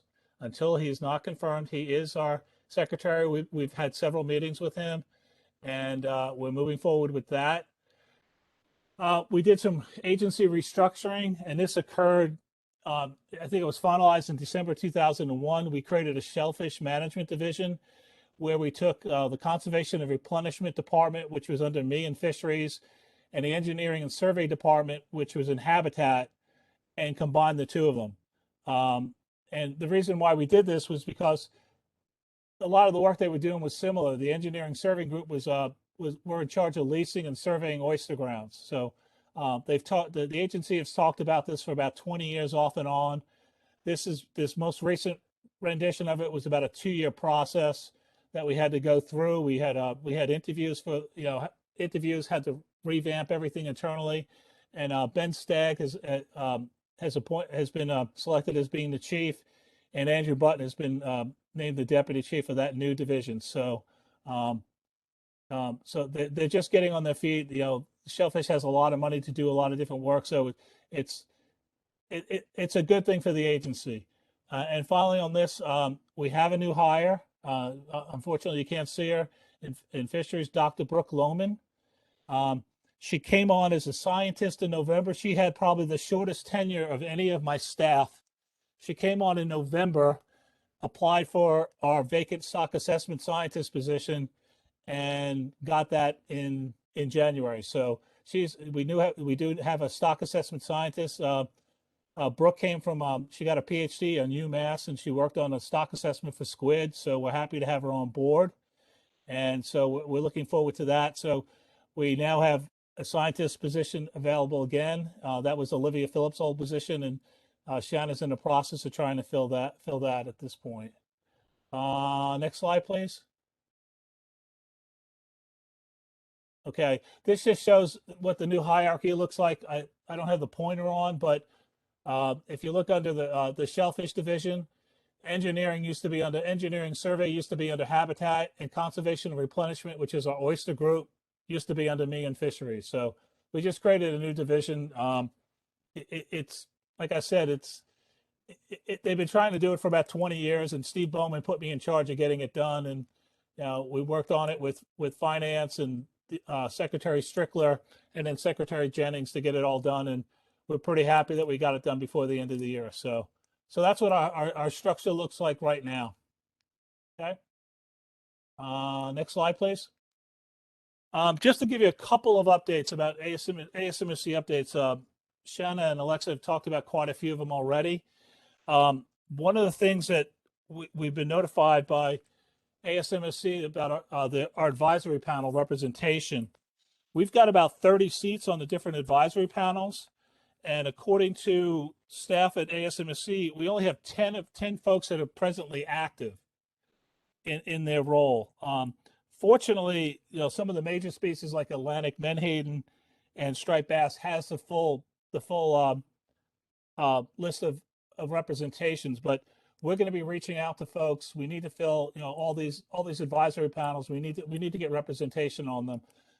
Some of them haven't met very often, and maybe that's why when they do meet, the people haven't participated. But staff at ASMSC went through it and gave us a list and told us when some of the, when was the last time some of the people participated. And I'm looking at one person that hasn't participated on the AP since 1998, and their name still is appearing there. So we're going to be going around. If anybody's interested in sitting on any of these advisory panels, let me know. We'll get you an application. And then our commissioner, I don't know if it will be Justin or if we're going to wait until we get until the governor appoints a full commissioner. I don't know what we'll do. I don't know if we'll wait until that occurs or let Justin go ahead and appoint them. But we'll get you the application, and then we can go ahead and start filling those roles. But we have a slot on eels, bluefish, sharks, horseshoe crabs, summer flounder, scupp, and black sea bass. Striped bass is good. Weakfish, which weakfish really doesn't meet that often. But just if you're interested in any of our advisory panels, just let me know and we'll get you the application, and we can start going from there. Just to let you know what would happen at the winter meeting of the ASMSC this past week. The Striped Bass Board met, and they did approve draft amendment 7 for public comment. This is, as you're aware, the striped bass stock is overfished, and overfishing is occurring. And addendum 6 dealt with ending overfishing by reducing the fishing mortality. That's why we had to take that 18% cut in 2019. This is pretty much a rewrite of the amendment, and it's going to be addressing the spawning stock biomass. We just got word the other day that we're going to have a public hearings on this. We don't know the date yet. Their ASMSC wants to plan them between March 7th and April 1st. So be aware of that. Dave and I will be the public meeting officer for that one. So we'll let everybody know. And I'm hoping we could do it in person. If we can't, we'll be definitely doing it virtually. The menhaden addendum 1 is a reallocation. What's happening there is a lot of the New England states are seeing more menhaden and catching more menhaden, so they're looking for more quota. And so that's what this reallocation is about. The addendum had, I believe, 48 options, and some folks want to try to get it approved for public comment at this past meeting, but it was a daunting task, but there were just so many options. So we took quite a few of the options out. It was really frustrating for me personally at this meeting, but the draft addendum right now, it's going to come forward at the May meeting for approval to go out for public comment. So we didn't quite finish the process, and so they're going to have to wait for one more meeting before they approve that. And the last thing, which doesn't really affect too many people, is the lobster and Jonah crab addenda, which is going to require electronic vessel tracking in the federal fisheries. It's any vessel that has a federal permit for these fisheries is going to be required to have one of these vessel tracking devices on the boat. I've kind of voiced my concern with this because from Delaware to Virginia, there's only 18 permittees that would qualify, meaning they would need one of these vessel tracking systems out of like 1,850 total permittees up and down the coast. We only have 2 in our state that would be required. And their landings, the value of their landings is less than what it's going to cost to buy this device and pay for the service each year. So the public comment period on that ends on the 15th, and then the board will be having a meeting to discuss it and go have a final discussion on that on the 22nd from 1 to 3:30 if anybody's interested. And any of these meetings for ASMSC, you can go to the link at the bottom and you can find a calendar and see what's coming up. So we've been going, Shauna and I and the rest of the staff have been going to a lot of meetings lately, trying to keep up with all this. And it's like, and without, with what's going on with the transition here, we're holding our own, but we can't wait till legislative session is over and everything starts to return to normal. So if anybody's got any questions, I'll take them at this time.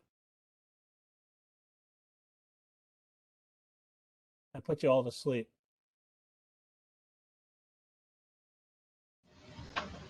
Pat, this is Jeff. Will you be reaching out to the people that may qualify for this federal money? Oh yeah. We reach out to, we have the list of folks that in our database, but we're going to have to, this is a little bit different because there could be a processor or someone who's dealing in seafood that is not in our database. So we're going to have to do some public outreach on this and some publicity to make sure we reach out to everybody. Yes, it's, we'll make sure we get that information out to as many people as possible. The goal is to get, that money is for the industry and the people that work in the industry, and we're going to work real hard to get it to the right folks. Right.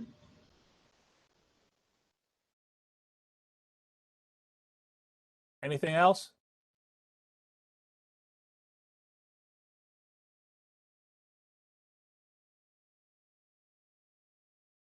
I guess we're on to other business. I have an other business. This is Tom Powers.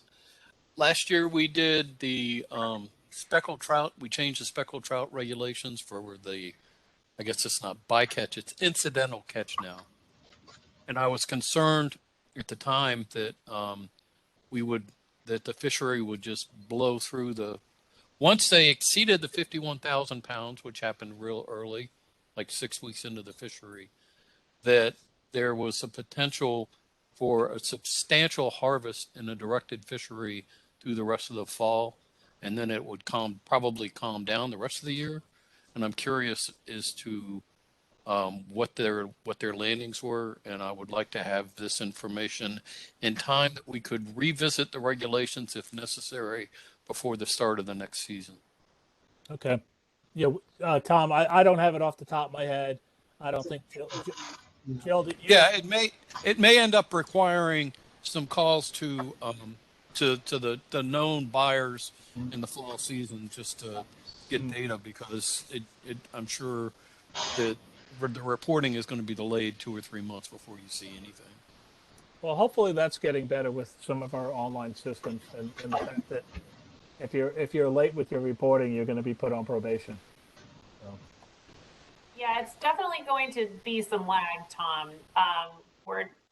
I don't think that we're going to be able to call the fish houses for an actual accurate representation of what's being landed. There's way too many fish houses to do that. So we're going to have to take some time to when we close the season and get the actual data into the system to be able to provide those numbers. But that's going to be 6 months too late to do anything. Close the season is September. And if we wait till September, then we won't do anything till next year. And I would like to at least be able to either feel comfortable that, yes, they caught 60,000 pounds this year up to, like January type time frame. And the rest of the year will be another 10,000 pounds. So they went over by 25% from what has historically been the quota. Or to know that, oh, look, they already went 100,000 pounds by January 1st. And we're going to continue to go up during the rest of the year.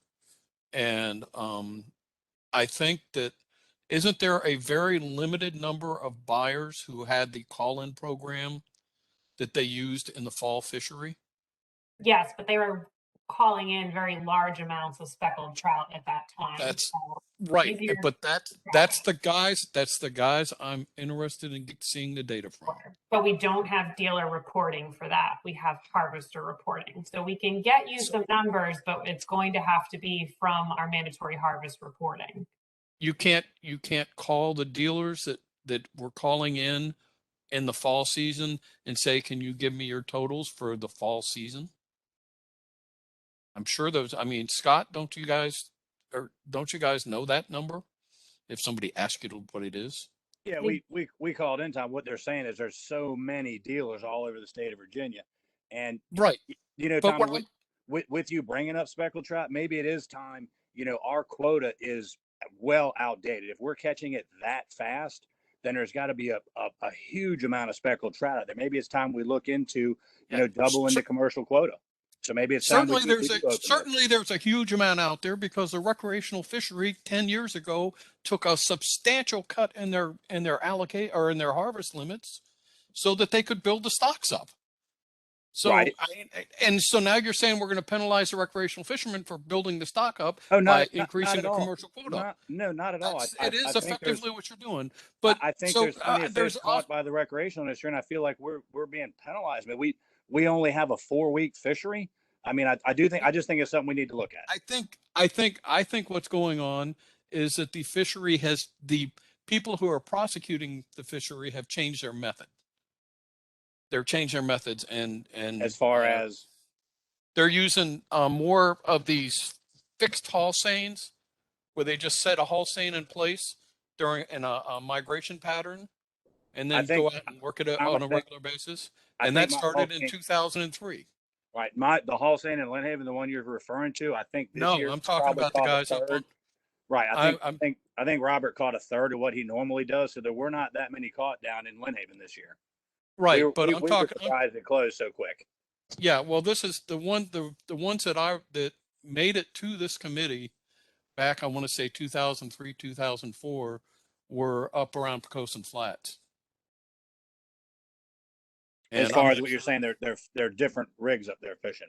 What they're doing is they're taking their haul seine, and rather than using it as a fixed, they're using it as a fixed fishing device. I think the term I've heard used stop net. It's a stop net. It's a stop net. It's what they would call a stop net in North Carolina. They set it like a J or an L, and as the fish are migrating out, they just kind of go into that area and they stay in there. Right. And that happened. They started doing that in on the Pocosin area about the same time that the commercial fishery went from catching 20,000 pounds a year to catching 100,000 pounds. So is that an illegal way to do it? It is technically. Go ahead, Pat. Yeah, I was going to say I've been working with the deputy chief of law enforcement on this because the gear that they're using is a haul seine, and that really is not a haul seine. Right. And the problem is that the regulation should, in my opinion, have the words one end and only one end shall remain fixed until the net's closed. Yeah. We're I said, or only one end can remain fixed. But the point is that to answer Scott's question, that is how they are, how the harvest could be increased dramatically, independent of the fish stocks getting a lot bigger. But again, the fish stocks are bigger, I think, partially because the recreational fishery voluntarily, well, some people weren't so voluntary, but voluntarily went to a 5 fish bag limit with 1/24 over a 3 or 4 year period and never looked back at saying we need to increase it back to 10 or 14 or whatever it was. And But Tom, the point is that I think that staff could call these 6 or 8 buyers who were the big buyers in the fall and say, can you tell us what you bought in speckled trout through January 1st? And then use that as a metric to at least get a feel for how good or bad things went. I We know will they be closed able the to- fishery. I know they closed the fishery early in October. Right. We will use our mandatory harvest reporting to determine that. We cannot call all of the fish houses and ask them to give us a time frame on when they caught all of these fish. If people are coming in with 50 pounds, I can't imagine the amount of data that we'd need to go through for each one of those fish houses, each one of those harvesters. We have harvester reporting. We will use the harvester reporting to provide you that data. I did want to note that Mark Sanford had a question. It's regarding the stock assessment. Mark, I'll unmute you in a second, but yes, there is a stock assessment being done for speckled trout. We do want to report out on that to FMAC, but it is still in process. It is just right at completion, so hopefully we'll be able to bring that to the committee with some of the information that Tom is asking for. And Tom, I see where you're coming from with after we stop calling in, but my wife's a one-woman show in the office, and that's a lot of work to ask her to go through and do. I think they'll get the mandatory reporting in a timely fashion. I think we'll be able to do it that way. But as stocks go up and things go up, we do look at increasing quotas, both on the recreational and the commercial side. And I think maybe it's time we look into it. That's all I'm saying here. We have a disagreement on that issue, but I would hope that staff will do it based on data through December, mandatory reporting data through December, and at least get back with us on that, because that's when I would have expected the real big overage to come. For the rest of the year, historically, your data, staff's data has shown that for the rest of the year, all things left like a normal year, it's maybe 5 or 10,000 pounds tops. Yeah, I mean, I can tell you, in our that fall season. Once it closed, we didn't really have much bycatch after or catch reporting after that. It was very minimal, and we're a pretty decent sized dock, I think, when it comes to the speckled trout normally. So we didn't have a whole lot. Yeah. And Tom, to let you know, there was a circumstance up around Pocosin Flats where people were penning the fish. They were catching them and penning them and going out and getting their 50 pounds per day. And we were made aware of it. And we sent a letter to every haul seiner who had speckled trout landings for the last 5 years and said, if you have one of these out there, get it out of the water immediately, or you're going to get a ticket. And that did not happen on my dock. I can promise you, we had no parts of any of that. Yeah, we know where it happened. We know where it happened, and it's like, it's like they were trying to circumvent the 50 pounds by day. It's like, wait, hey, we caught a lot today. We'll make a pen and leave them in there and just scoop out our catch each day. And we all saw pictures. Yeah, that wasn't the intent. And we were trying to figure out fisheries wise what we could do, and we found out. We ended up taking a habitat regulation that says you're not allowed to put anything on the subaqueous bottoms of the state without a permit. So, and that's how we got rid of it.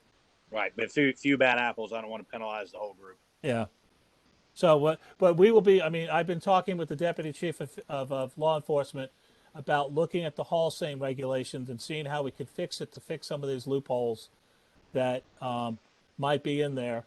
But we need to look at this again. I mean, it's like, yes, recreational fishery did cut their harvest, their allowable take, but as Scott said, the population until this week at least has been very healthy and getting healthier.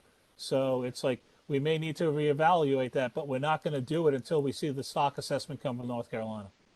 Agreed. So, And we see whether we have another massive kill this year. yeah. Yeah. So. Pat, can we make this a focus point for our next meeting? I knew that was coming. We can make it for a meeting. I don't know if it'll be, Come on. yes, for a future meeting this, this year, probably the first half of the year. Yes, we will. Thank you. It's come up a couple of times and we could try to address it. Okay, any other new business? Come on. Yeah, Did you have something you want to talk about? can you hear me? Just barely. All right, yeah, I do have a couple things I'd like to bring up to work with staff on to address. And it's not going to get handled tonight or in the next meeting or two, but I would like to start looking at the possibility of increasing the black bass bycatch for the trawlers. We're not catching it each year. There's fewer boats each year. Also, opening the eligibility for black bass bycatch for some of the fluke boats that did not fit in the the bycatch category in the beginning. The two other issues that hopefully will be easier to deal with. And one is the horsepower and length requirement for summer flounder landing licenses for the trawl fishery. There's a horsepower and length requirement that was just adopted from the National Marine Fisheries language in the beginning. It was never much of an issue. Other states do not use that. I would like to look at the idea of eliminating that from Virginia's summer flounder landing license requirement. Also, there was a issue just recently on a safe harbor landing for a vessel here at our dock.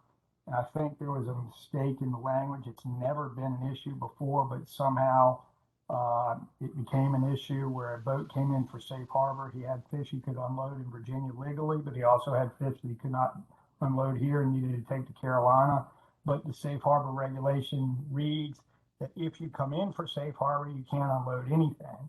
And that's not necessarily the way it should be. So I'd like to look at addressing the language on that to clean that up. So there's four things I wanted to bring up that need to be addressed moving forward. And if I could work with staff and maybe get that on the next agenda or some of it on the next agenda as we figure out how we can deal with them. So correct me. So that the person that came in, that the incident you were talking about, they were only unloading part of that catch, not all of it? Yeah, he had Carolina fish on, but he had some fish that he could unload off in Virginia. A little bit of black bass he had some quota for, and a little bit of bycatch of the flounder with the black bass. And I didn't think of anything at the time. It was bad weather. He wanted to get to Carolina. He couldn't get there, so he came in here. And I told him, I said, call in for safe harbor on the way in. Well, as it turns out, he really didn't even need a call in for safe harbor because you can have Carolina fish on in Virginia. You just can't unload them. Mm-hmm. But, we were busy, and I just said, call in for safe harbor. And once you call in for safe harbor, and I never knew this before, it's never been an issue before, you're not allowed to unload anything.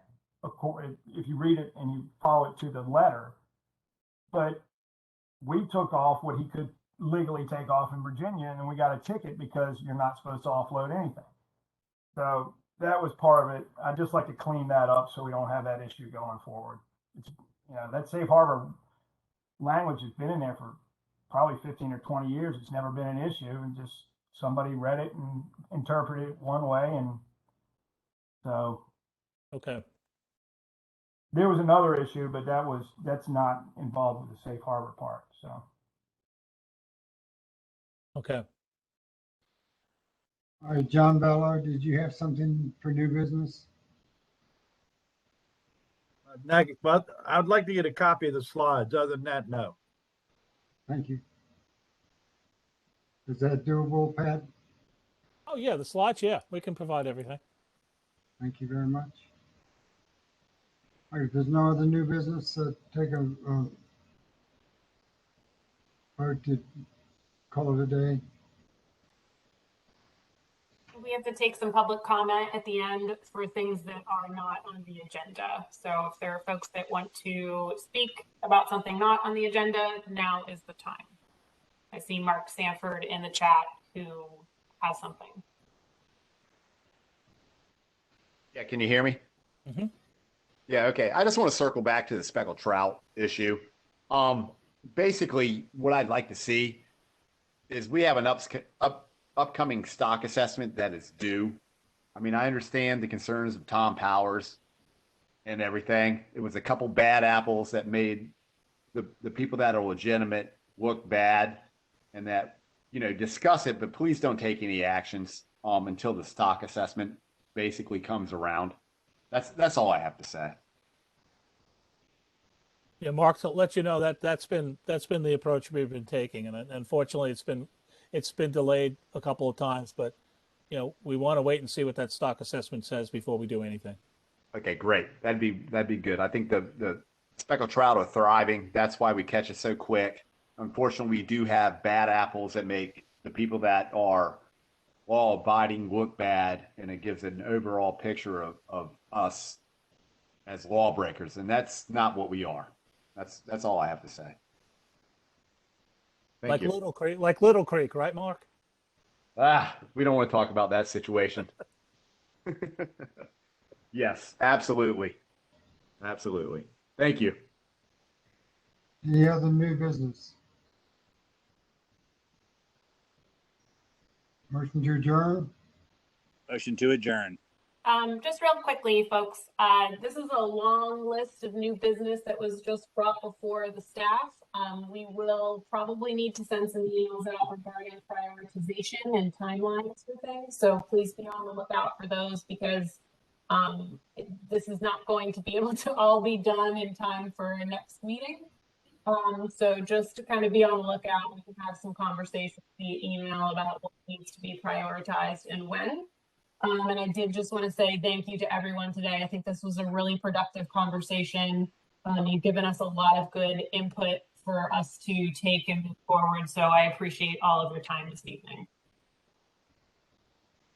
Thank you very much. Nice work, folks. Appreciate it. Thank y'all. Good night, everybody. And thank you, staff, for everything. Good night. Thanks, Scott. Thanks. Thank you, everyone.